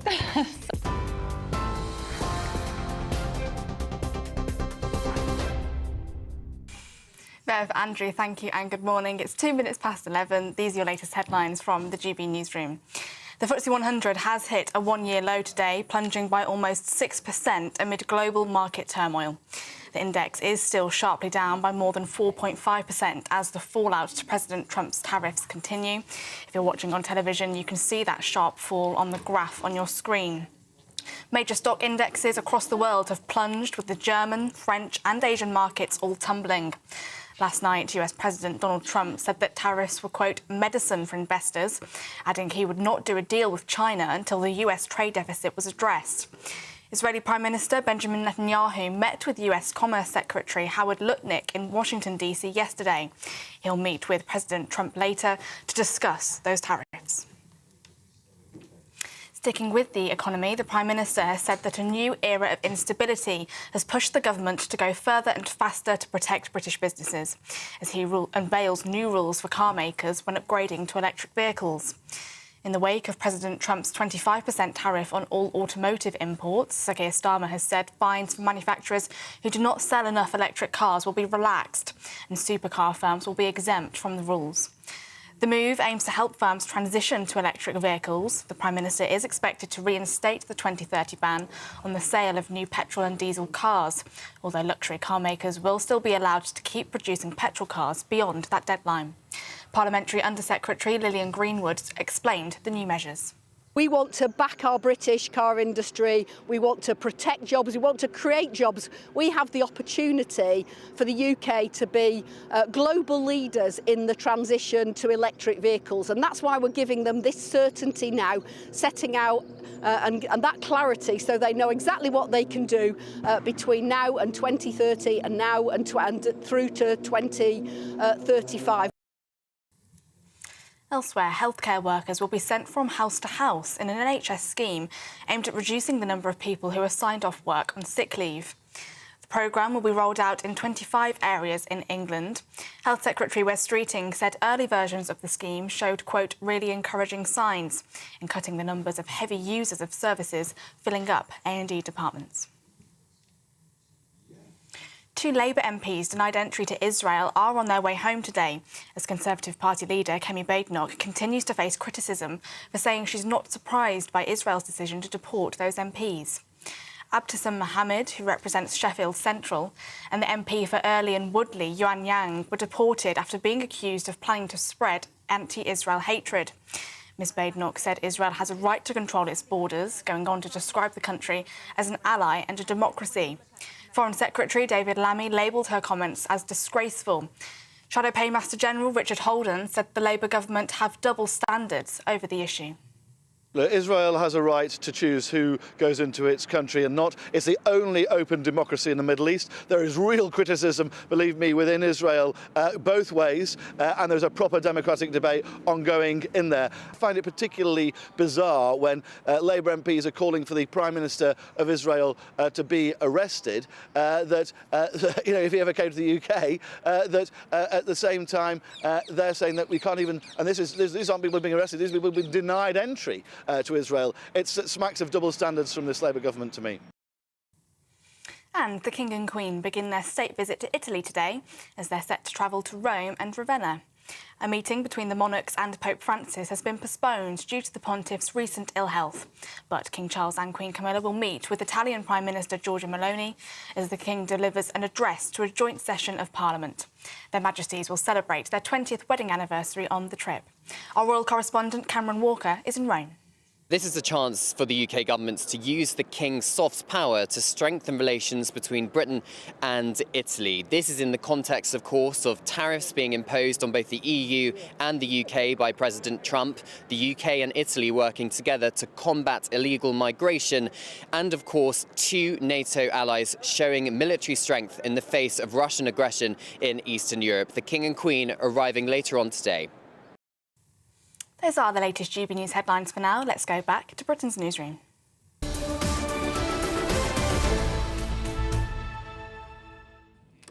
Hello and welcome. This is Britain's Newsroom, live across the UK on GB News with Andrew Pierce, and I am back with Bev Turner. In fact, the autocue said last week, all week, it was you. Oh, but that made you miss me. But some of us were observant enough to realise it wasn't you. It was, in fact, Nana Aquia, I know is your favourite presenter. Nana is incredibly popular with the viewers. They love her. They love Nana. When we meet people on the street who like GB News, and we meet them increasingly, and we say, which presenters do you like? They always say Nana. Exactly. Now... Do they ever say you? Well, they're often not. Yes, they're very pleased to see me when they see me because they love our channel, don't they? They come up and they hug us with tears in their eyes and say, please carry on doing what you're doing, GB News. They do. Now, we did that interview just earlier with a couple from the UK who were in Australia, and unfortunately the wife has been diagnosed with multiple sclerosis, so Australian authorities are saying you can't stay here because you're going to be too expensive. Molly at home, morning Molly, said, well, all Australians using our NHS here should then be deported back home. Ken said they don't mess around about in Oz, do they? Not like here. You know, it's rather divided you because a lot of you are saying, well, if we were that brutal, our NHS wouldn't be on its knees. And I quite agree with that. But then you see the human story of that lovely couple, and it's heartbreaking. But they're working, they're earning. But you go to GP surgeries, I mean, we're spending tens of millions of pounds every year on translation, when actually what we should be doing is spending it on teaching them to speak the language. Yeah. And we know there are so many people they come across on these small boats, they come across and they're going to get NHS treatment free.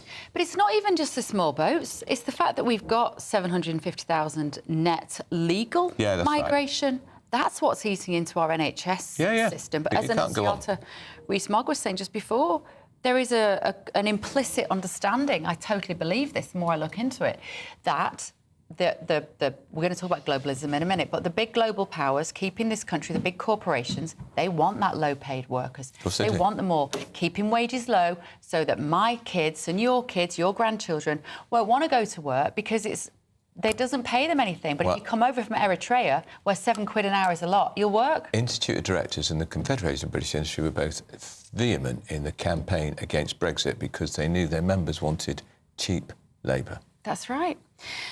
Alistair, morning Alistair. Caroline Lucas of the Greens is another one who lies to support their ideology. She isn't here to defend herself. She said that isn't true. On Sky yesterday, she claimed that Brexit had caused a 5% reduction in UK GDP. No one else has made such a claim, and even the OBR claims 4% over 15 years, although the basis of their analysis has been rubbished by peer group and economists.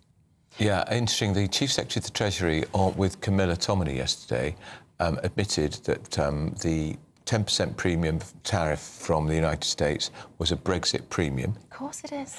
David Lammy, who was hysterical about Brexit, called people like me Nazis and fascists, refused to accept it.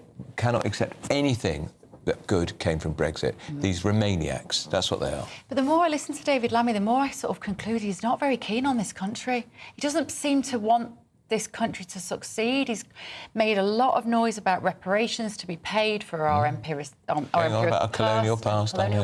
Always remind you, Dave, you know when David Lammy was on Celebrity Mastermind? He was at the time Minister for Further Education. He was asked this question: which monarch followed Henry VIII? He didn't hesitate to reply, Henry VII.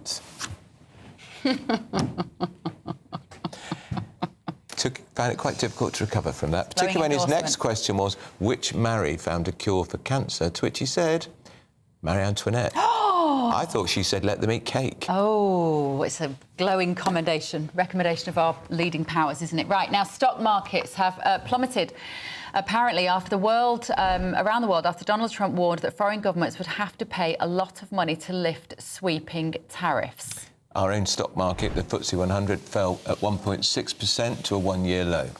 So we're asking whether globalisation, this process of the world becoming more interconnected by trade and cultural exchange, is failing. Let's speak now to the Director of Popular Conservatives, Mark Littlewood, and the Director of the Sanctuary Foundation, Krish Kandayar. So hi, fellas. Nice to see you both. Mark, do you rejoice at the idea that globalism might start to fray around the edges and collapse? I think what's collapsing, Bev, and we've got to be very clear what we mean by these terms, is not so much that we'll, cease trading with each other, never go on holiday again. Welcome back, by the way. More and more people will go on holiday to different places, meet people of different cultures. What's collapsing is the global institutional infrastructure. The UN is irrelevant. The UN Security Council is a farce. The International Criminal Court, I think more and more countries are going to leave. The World Trade Organization is now a joke. The World Health Organization's basically been infiltrated by the Chinese Communist Party. We should not rely on them if there's a pandemic again. So what we're going to move towards, I think, is happening rapidly, is a whole patchwork quilt of independent nation states that will make bilateral arrangements with each other, rather than having these sort of meta global organizations that aspire to overrule nation states and national sovereignty. We're moving back to a kind of concert of nations with sovereignty in each nation's parliament, rather than these global institutions. That doesn't prohibit trade, doesn't prohibit transfers, but that's what we're going to get. Krish Kanda, I completely agree with what Mark Littlewood's saying, and isn't it a good thing that he's outlining that these institutions, which are very undemocratic, not very transparent, and also hugely expensive, and the burden, by the way, for funding them often fell on the dear old United States? Well, look, I agree with Mark that we've got to be careful about what we're talking about by globalisation. I think the global markets have been reset, that's for sure. Trillions of dollars have been written off of them by Donald Trump's measures. He talks about giving medicine, but it's unusual medicine when the one issuing it gets healthier and everyone else gets sicker. That doesn't seem an appropriate metaphor. Look, trade will find a way around these tariffs. That's how trade works. I don't think we need to worry too much about that ultimately. But globalization is alive and well. People still care across borders. Think about how we all wanted to do something to help in Myanmar after that terrible earthquake. We watched on TV what was happening even hundreds of miles away in Bangkok, and we cared. Young people are more connected than they've ever been in history. I was in the Dominican Republic, and the #1 pop band in the Dominican Republic is a Korean band called BTS. We are connecting across borders.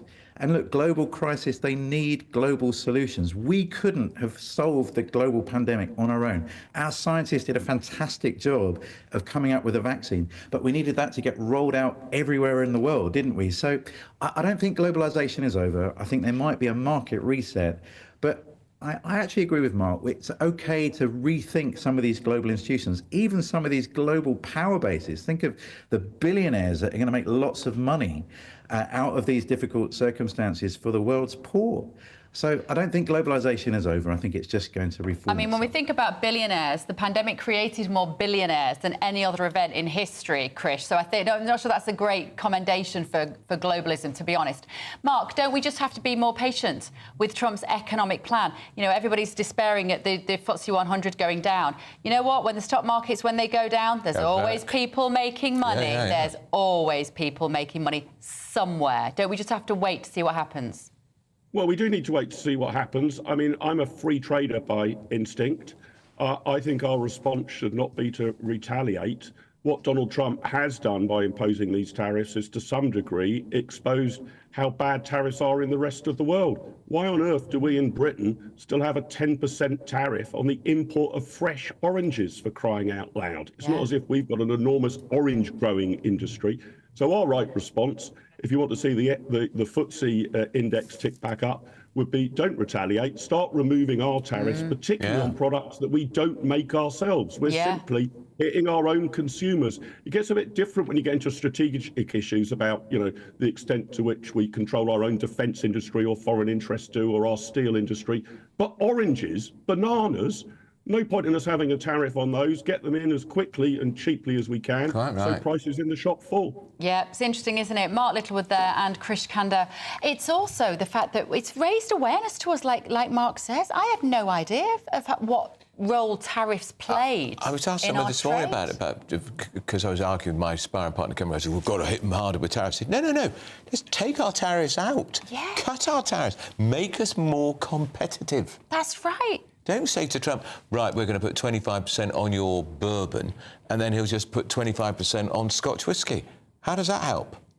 It's just... Take the tariffs off, and let's have a proper free market. It's another example. And a lot of these tariffs are also hangovers from the wretched EU. And it's another example of where I'm grateful for Donald Trump to raising awareness of something that we were all blind to. Yeah. I mean, look, what's he doing?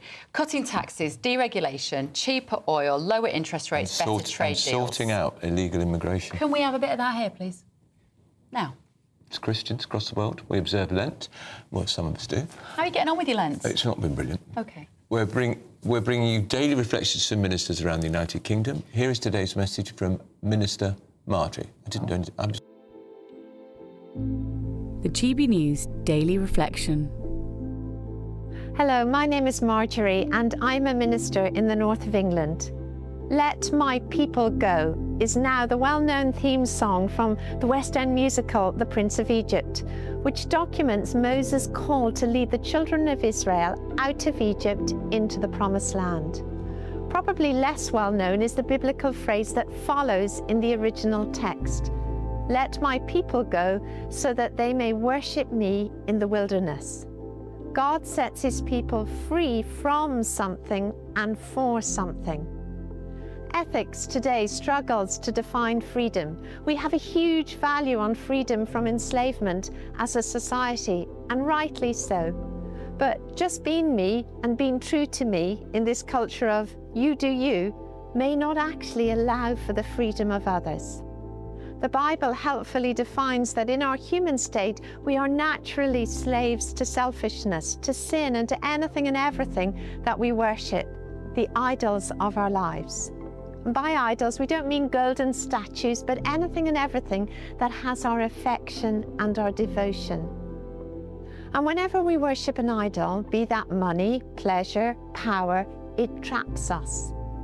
True freedom is never about having no boundaries or just doing what I want to do. That's chaos, not freedom. True freedom is being able to choose who and what we worship. And as we approach Easter, and we reflect on the cross of Jesus Christ, his death and resurrection, we realize this offers us true freedom. Ultimately, Jesus offers us the way to know God, as he himself said in John's Gospel, I am the way, the truth, and the life, and no one comes to the Father except through me. Then we experience what Jesus calls the fullness of life.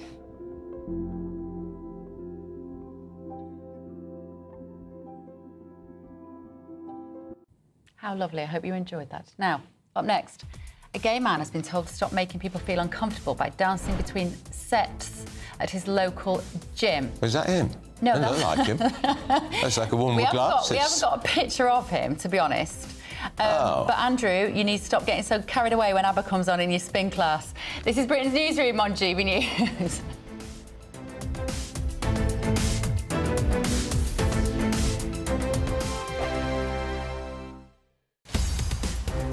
In the GB Newsroom, we bring you the news as it happens. With our team of dedicated journalists across the UK, we're ready to keep you up to date with what's happening every half an hour, every single day.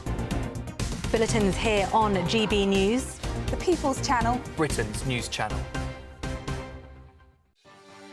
Martin Daubney, weekdays from 3 p.m.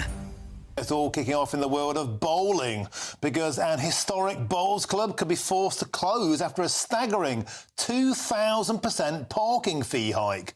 Members, many of them of course elderly, say they can't afford the jump from 40 quid to an astonishing £840.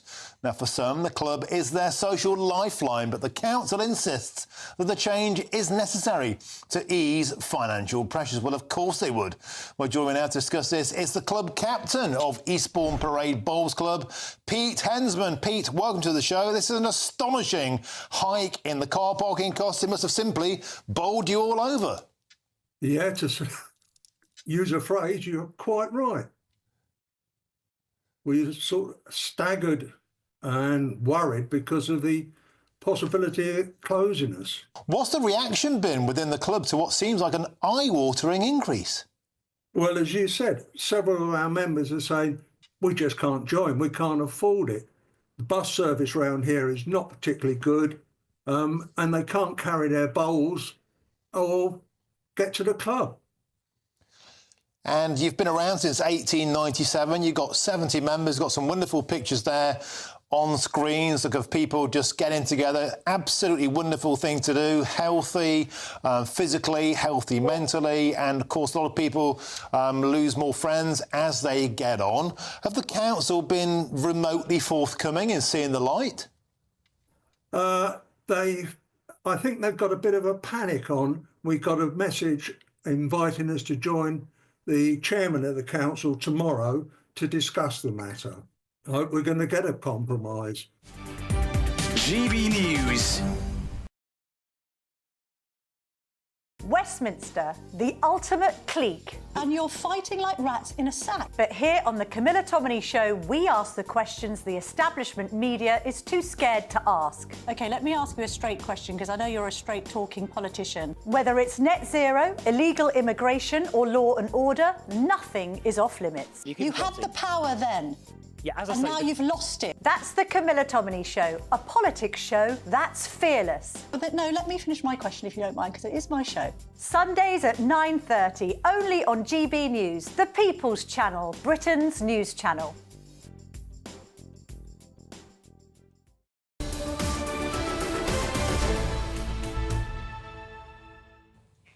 Welcome back to Britain's Newsroom with Andrew Pearson, Bev Turner, and we're joined in the studio now by the Head of Communications at Popcon and NCR, Rees-Mogg, and former Labour advisor Matthew Talbot in the studio.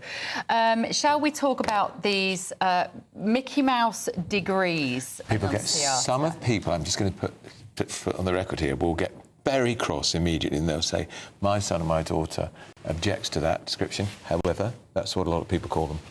They do, and I think some genuinely are. I can't say this one especially reads in that category. It seems like these two mature students have chosen to do a legal degree at Angela Ruskin University, Cambridge. Yeah. My class got big supporter. And they may have suffered from some mis-selling. And I think we will get more and more of this. The more you charge for degrees, the more people are going to come back and say, hey, I didn't get the outcome I thought I was paying for.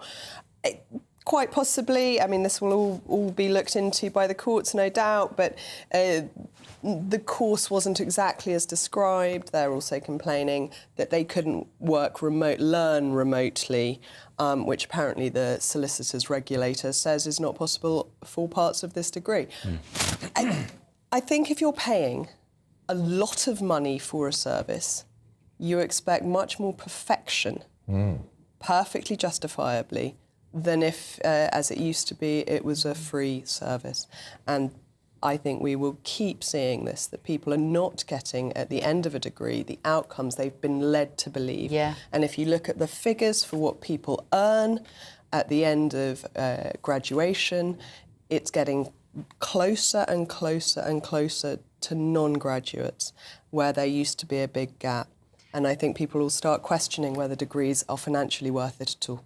I can't believe that as a mother of three, who I just presumed would all go to university, the eldest hasn't, and the other two, I'm not sure whether I would encourage them to do so. And that kind of breaks my heart. They were the best years of my life. I don't know what I'd do. I've not got kids, but we were talking about sort of this sort of stuff at the weekend, me and my partner, and I think you want to just let them go and do what they want to do, Mickey Mouse degrees aside, which is a contentious term. But I don't know. I think my mum and dad would probably had it right and still would be right in that a trade will take you quite far. Did you go to university? A bit late, yeah. I went, I'd have been 24. I had issues sort of well documented in my past. So I didn't have any GCSEs. I left with nothing and sort of went back and redid everything. I'm happy with how it turned out for me. It didn't turn out that way for everybody. And the cynic in me goes, you know, the woman in question, there's a man and a woman that are suing Anglia Ruskin here. The woman didn't pass the course. Well, of course you're not going to have a legal career if you've not passed the course. Yes. No. So she's blaming the course for not being good enough. And they're saying there should have been remote learning, but as Annunciata said, the SRA said it wouldn't be appropriate for this degree. But in terms of social mobility, it's such an interesting issue. Were you the first of your generation from your family to go to uni? Yeah, I was. Yes, so was me and my siblings. I'm presuming your family have a long history, Annunciata Rees-Mogg, of going to university. My father went to university, my siblings went to university, my mother went to university aged 50. And would you expect your children I did not. I didn't? No, I got my A-levels and all my friends were going off to university. to decide what they wanted to do. And to have 3 years of fun. And I thought, that's great, but I left school in 97.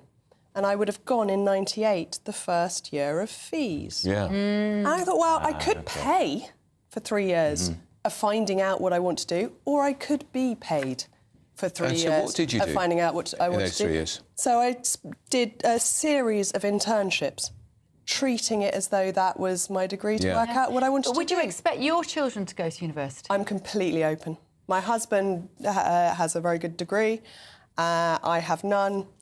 I have no preference. I think it's completely horses for courses. And if you've got something you're very good at, go and do it. Were your folks really horrified by your decision not to go to university? Funnily enough, my dad was not. Right. He completely believed in people doing what suits them best. Would he be more disappointed in a son? No, I have two brothers. One went to university, one didn't. Right.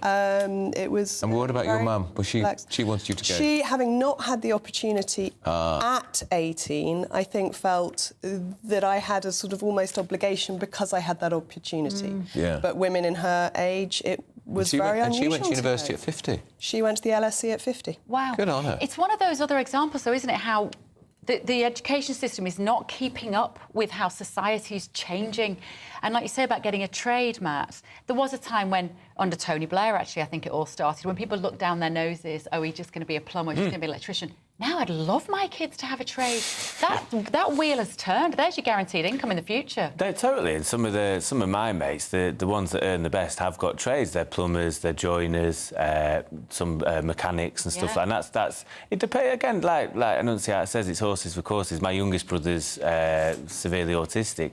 He had an amazing mind for picking up things quite practically that I didn't. I was always hopeless at stuff like that, and I was better at reading and writing. So we pushed him down the route to try and be a mechanic, and he just picked stuff up like that, and therefore it's more suited to him. And it's one of those are the jobs that AI will not be able to do. That's the difference. Hopefully. Your lawyers, AI, all of the stuff that we would have gone to university Accountants. to do. Accountants. Put it in. Politicians. Put it in Who your, knows? Yeah. Politicians. Oh, I think AI might be better than a lot of politicians. Well, aren't they quite animated anyhow? Yeah. TV presenters. Oh, well. No, we need those. This is AI. Right, Annunciata, Matt, thank you so much. Have we got time? No, we've got time. We're going to talk about the... we've got the gay man dancing in the gym. Oh, we're going to talk about a gay man dancing in the gym. Come on, then. We're fascinated. Is that your weekend, Andrew? No. I don't go to the gym. I haven't been to the gym since COVID because they were always smelling horrible, and all those blokes grunting and heaving and looking at me at 11 stone weak and thinking, get off the weight so the real men can get there. So if I do a bit of training, I'll do it outside. Well, this man is basically been dancing between workout sessions on the machines in Annunciata, and has been told to stop doing so because it's putting people off. Yes. I think, in my view, perfectly fairly, it has been putting people off. And I don't care if you're gay, straight, or have any other preference whatsoever. But if you're in a gym for everyone and you specifically emphasise that your own dancing is sexually suggestive, I would suggest you tone it down and fit in with everyone else so we can all get on with our day. So this is a 44-year-old. He told Pink News, Matthew, that he consciously wears sparkly jewellery and chooses to paint his nails as a mark of pride. Oh, God. I think he sounds fun. I think this sounds like fun in the gym. We'd probably have a good night down Canal Street in Manchester and whatnot. However... I mean, there are gay gyms. Yeah, no, listen, I don't think it's about that, because, listen, I won't go near him because he'd be doing my head in. It's nothing to do with him being any sort of sexuality. And that also applies for the lads that are bigger than me, throwing weights around and grunting and whatnot. I think you're doing me head in as well. He said, though, as well, this is a protest at the toxic masculinity attitude within gyms. I'm sorry, right, there's lots of people in the gyms I go to. You've got people that are a little bit like that and they want to show off what they're doing and whatever. You've also got a lot of overweight people trying to get back in shape. Right. Listen, it's uncomfortable for lots of people to go to the gym, and again, it's quite intimidating. It's going to be even more intimidating with him gyrating all over the show. Sparkly hot pants. I want to know what music he dances to. And women do get criticised for wearing too skimpy an outfit, for being too sexualised within a gym setting. I don't see it's any different. I need to grow up. Right, we can now go to the news. Here's Casey, thank you.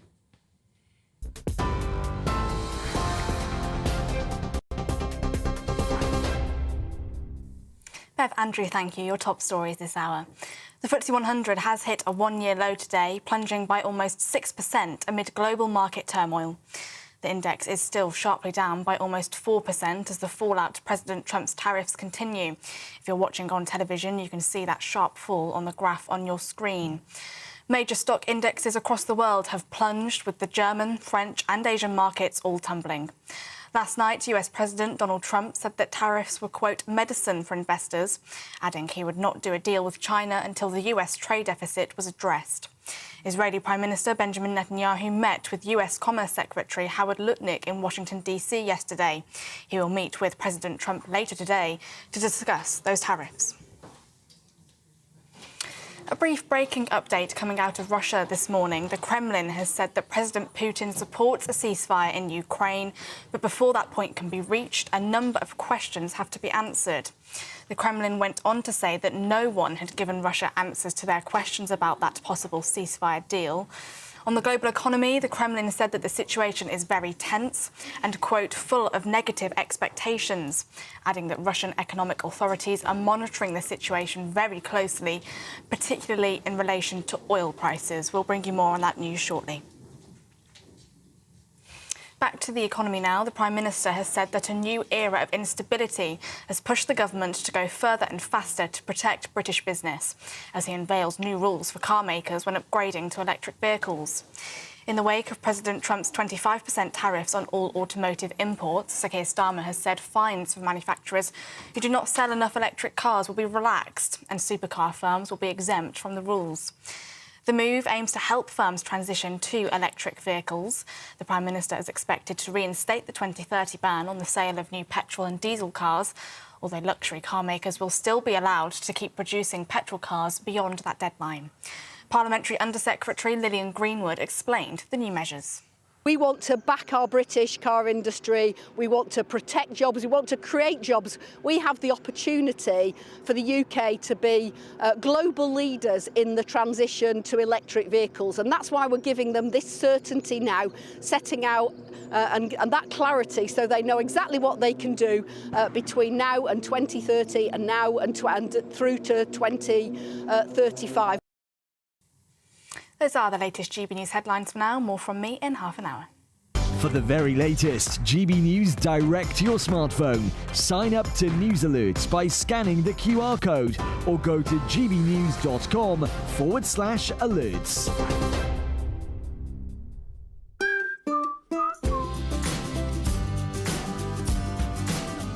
My Claim Group sponsors the GB News Finance Report.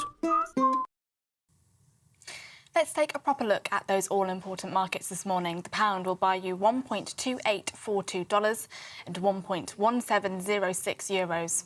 The price of gold is £2,358.95 per ounce, and the FTSE 100 is at 7,758 points. My Claim Group sponsors the GB News Finance Report.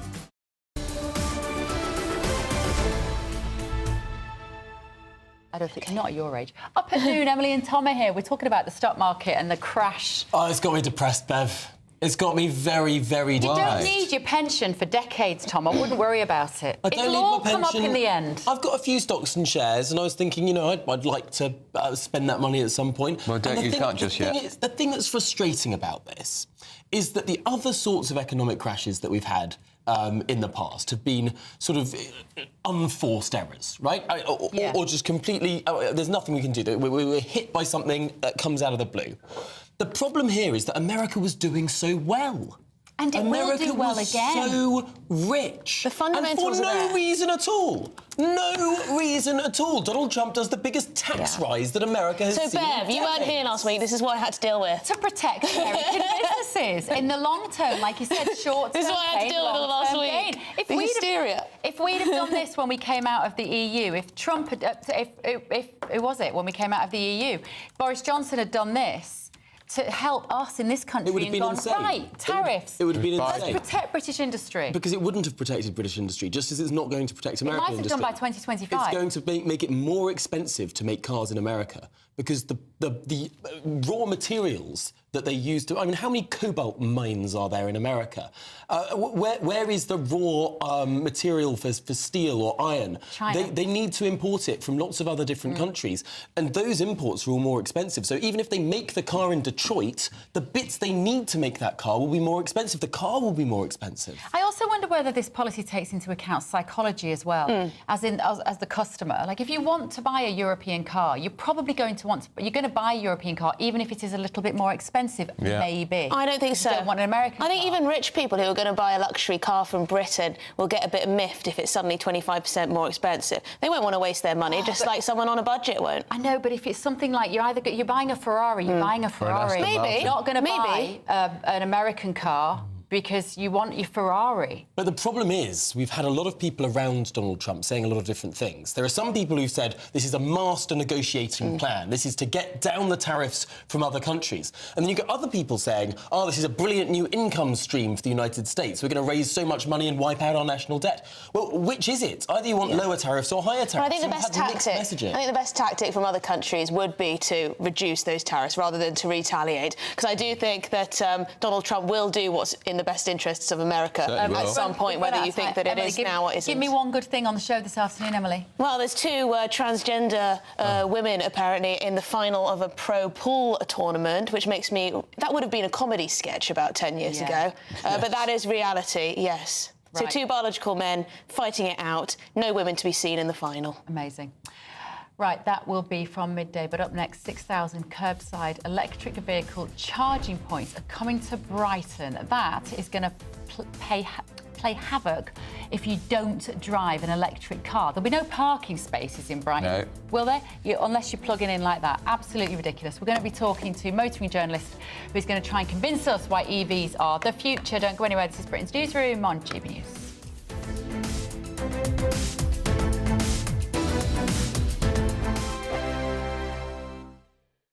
Hi, I'm Michelle Dewberry, and my show is your opportunity to cut through all the noise and dive in headfirst to some robust debates. Ideas clash. Situation, because the failure is... You're deliberately avoiding my point. Nothing's held back. And if you think this is the end of it, wait for more. And we do not shy away from the difficult stuff. Sometimes I want to shake people and say, if only you understood. So join me on Jubes & Co. weeknights at 6 p.m, only on GB News, Britain's news channel. The royal family is an enduring symbol of tradition, unity and pride for Britain. At GB News, we celebrate what makes this country great. In our new royal newsletter series, you can join me, Cameron Walker, for Inside the Palace, an exclusive look every week that takes you beyond the gates and brings you the very latest from those at the heart of the monarchy. Never miss a royal moment again. Sign up now. Go to gbnews.com/royal newsletter and get the latest straight to your inbox. Westminster, the ultimate clique. And you're fighting like rats in a sack. But here on the Camilla Tominey Show, we ask the questions the establishment media is too scared to ask. OK, let me ask you a straight question, because I know you're a straight-talking politician. Whether it's net zero, illegal immigration or law and order, nothing is off-limits. You had the power then. Yeah, as I and say, now you've lost it. That's the Camilla Tominey Show, a politics show that's fearless. But no, let me finish my question if you don't mind, because it is my show. Sundays at 9:30, only on GB News, the People's Channel, Britain's news channel. It's Patrick Christie's Tonight, and here we do things differently. It's explaining the absolute madness of this, doesn't it? It's explosive. I mean, this is very good. It's lively. 850. Your government sat there, Sean, and it did nothing. It's controversial. And the Middle East has been in turmoil since before I was born. It's everything you need to kickstart your evening. Everyone's had their Weetabix tonight. I love to see it. That's Patrick Christie's Tonight, weeknights from 9 p.m. Only on GB News, the People's Channel, Britain's news channel. Join me, Nana Okoye, for an informative, interactive news programme with a difference. It's fun. No, you didn't say that, Dave. I'm so surprised. I think there's an element of truth to that. Join me from 3 p.m. every weekend, only on GB News, Britain's news channel. Mornings don't have to be tiresome, especially if you have the right company. Wake up to news as it happens, opinion and debate, and of course, a little bit of entertainment too. Because when the kettle's on, we're on. That's Breakfast on GB News, a show worth waking up for. Every morning from 6 a.m. Only on the People's Channel, Britain's news channel. We'll spread the news, you spread the word.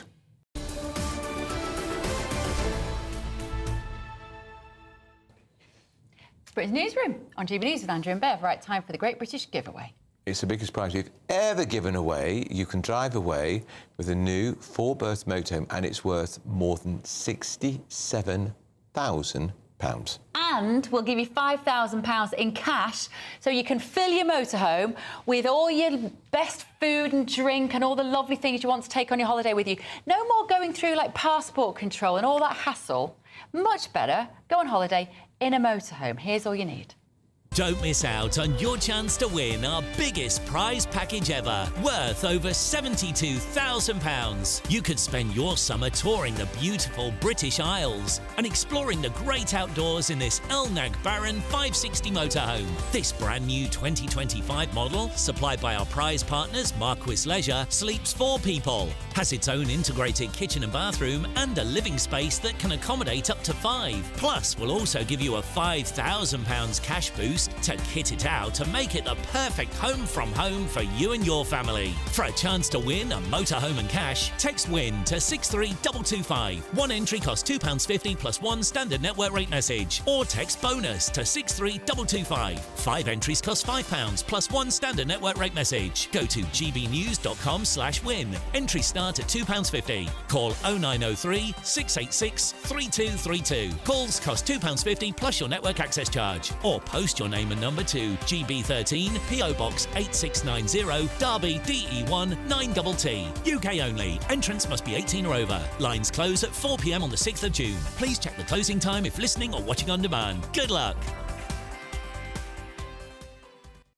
Ah, wouldn't that be lovely, the open road, eh? Right, the Prime Minister is going to water down this ban on the sale of petrol and diesel vehicles, he says, because of Donald Trump's tariffs. So the ban on new petrol and diesel vans will move from 2030 to 2035, and all forms of hybrid car, not just plug-in hybrids, will be available until 2035.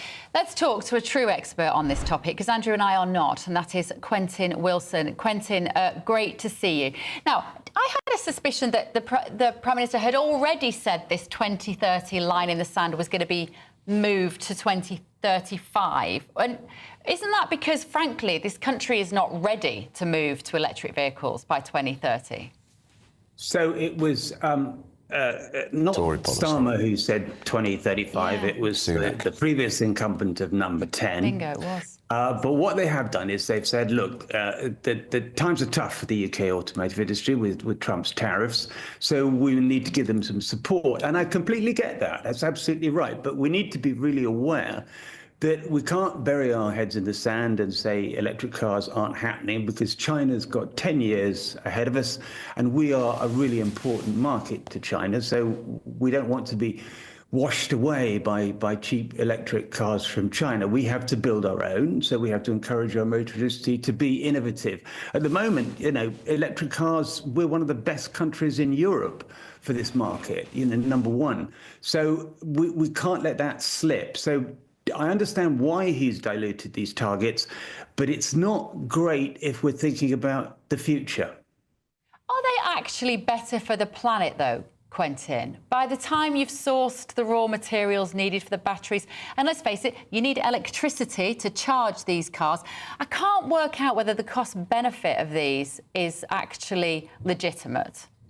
Okay, so look, Bev, we've got research that says that the carbon emitted by mining of the precious metals is paid off in about 12,000 miles in a green European grid. You will save, as a driver, £1,000 in fuel costs, and also a significant amount in less servicing costs. And second-hand EVs are now cheaper than second-hand petrol and diesel cars. So, I'm guessing, Bev, you don't drive one and you don't have any experience of living one or charging. I've been doing it for the last 15 years, and ask any EV driver and they'll tell you the same thing. So we need to be aware that the world out there is changing. We cannot stop making EVs. We have to, push forward. Otherwise, China will walk all over us. OK. All right, Quentin, short but sweet. We wish you had longer, but we'll talk to you again soon, no doubt. Quentin Wilson there, plenty more to come. Let's have a look at the forecast for some of our top European holiday destinations. You're looking happy. Well, the forecast looks good. So you've sorted the travel insurance then? All Clear Travel Insurance sponsors GB News Travel Destinations Forecast. Hello. Well, if you are off on your Easter break, it is colder in the southeast Mediterranean at the moment. Having a look at the detail, we've got some colder air coming down from the Arctic, so actually much below average for the time of year. Across parts of Italy, there is some sunshine, especially then more so across France, parts of Spain and Portugal, but towards the far west, we will see outbreaks of rain and some showers. And then as we go through the week, many places will see some sunshine before it turns a little bit downhill later. All Clear Travel Insurance sponsors GB News Travel Destinations Forecast. Hello, very good day to you. Here's your latest GB News weather update coming to you from the Met Office on this sunny Monday. Barely any cloud around for most of us today, and in the sunshine it is going to feel pretty warm indeed. Currently, high pressure is firmly in control. It has been for a little while and is going to continue to dominate our weather as we go through much of this week. As a result, it is going to be largely sunny. A bit of cloud pushing into some North Sea coastal areas perhaps, and also around Orkney and Shetland. Otherwise, barely any cloud around, lots of blue skies. Just worth bearing in mind, UV levels will be moderate. Temperatures are going to be, well, on the warm side, peaking around 17 or 18 Celsius towards some western parts, most places getting into the mid-teens. And the breeze that was a little bit nagging for some places over the weekend, that's generally dropped out, though a bit of a breeze towards some eastern and southern coastal parts. Staying fine as we go through towards the end of the day, still though a bit more cloud through this evening for Orkney and Shetland. Otherwise, barely any cloud around, so it is going to be a fine evening and also a fine start to the night across, well, much of Scotland, Northern Ireland, England and Wales. As we go through the night with clear skies and relatively light winds, yes, it is going to turn a little bit chilly, and with that we could see a few pockets of mist and fog developing, a bit of fog perhaps pushing into some North Sea coastal parts around the Humber maybe, and a few patches elsewhere, but on the whole it is going to be a fine night, if not a little bit chilly. Temperatures in some places just about dipping below freezing, so a touch of frost in some prone spots. Otherwise then, as we go through tomorrow, and any mist and fog will clear, burn away as we go through the morning, though across some eastern parts of Scotland, northeast England, perhaps some of the fog could linger for a little while longer here. Otherwise, yes, again, another largely fine day. Perhaps a bit more high-level cloud around, so the sunshine a little bit hazier, but again, temperatures peaking in the mid to high teens Celsius. We're proud to be GB News, the People's Channel, and as you know, we always love to hear your views. Now, there's a new way of getting in touch with us at gbnews.com/your-say. By commenting, you can be part of a live conversation and join our GB News community. You can even talk to me, Bev Turner, or any of the members of the GB News family. I'm Christopher Hope. From pop stars to politicians, I'll interview anybody in a pub who's got a political opinion. Join me every Friday on Spotify, Apple Podcasts, YouTube or gbnews.com, or wherever you get your podcasts. This is GB News, the People's Channel. If you want your news to be straight talking, This is a nightmare for the Conservatives again. down to earth, It's not just Nottingham where this is happening, is it? and most importantly, honest, Hard-working, middle-class taxpayers, they'll get their book thrown at them. then catch me, Martin Daubney, Monday to Friday, 3 till 6 p.m. on GB News, Britain's news channel.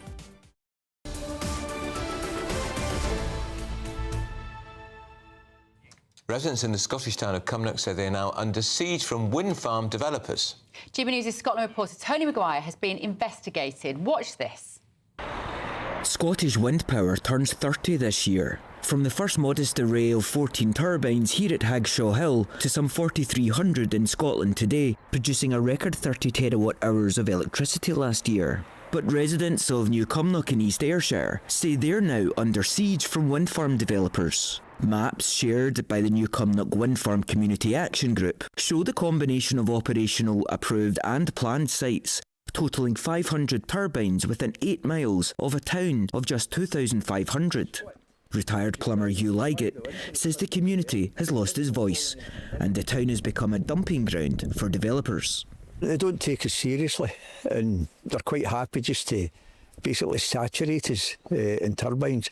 Where my cottage is beautiful, but the way it's going with all the planning, there's going to be a complete ring of steel round about us. It's basically like Highland clearances all over again, but not for sheep this time, it's for turbines. Now UK Labour wants to give the Scottish Government powers to speed up the approval process. A move John Houston finds increasingly disheartening when faced with a growing number of turbines outside his front door. As communities, with the windmill, we're powerless. The council, they're changing the rules, so the council can't stand up to them. So if they can't stand up to them, we have no chance. In some cases, the best these unhappy locals can hope for is generous community funding from developers. Here is the job of the 9cc and Stephen McCarran to get residents the best deal. We can negotiate these payments for improvements quicker and higher in value than what was previously consented. It should be noted that there's no obligation on developers to pay them. Faster development is a red flag for other East Ayrshire residents like Elliot Davies. The former music manager lives in the shadow of Whiteley, once Europe's largest onshore wind farm, where the eager construction of 215 turbines left him drinking contaminated water for up to 6 years. So the water stopped in 2007. It came back on a couple of months later. From that moment on until we first realised that we were drinking contaminated water, it was 2013. Everyone was remiss in making sure that our private water supply were properly protected. If communities are being ignored, then it's another layer of dissatisfaction and the growing resentment around Scottish Government's net zero strategy. £380 million was paid to wind farms to keep their turbines switched off in 2024, because wind farms are being built faster than battery storage facilities can catch up. We've scrapped annual emissions targets and we're on track to miss 2045's net zero goal by 20 million tonnes of CO2 equivalent. And for our troubles, Scotland and the UK has some of the highest energy prices in Western Europe. So is it really so surprising that communities are left asking, what is the point in any of this? Tony Maguire, GB News. Well, I'm glad I don't live there, but it's been my beef about wind turbine farms for years. There's a full 8 minutes of that film on gbnews.com if you want to watch it as well. We are back tomorrow. Here's Emily and Tom. Markets in turmoil. Singapore has just closed out at its worst single day in 2 decades. The FTSE down. The New York Stock Exchange opening in 2 hours' time. Now, we don't have much control over what goes on in the global markets, but we do have control over what we choose to do in this country. Should we retaliate, or should British people buy more British products? All of that after your weather.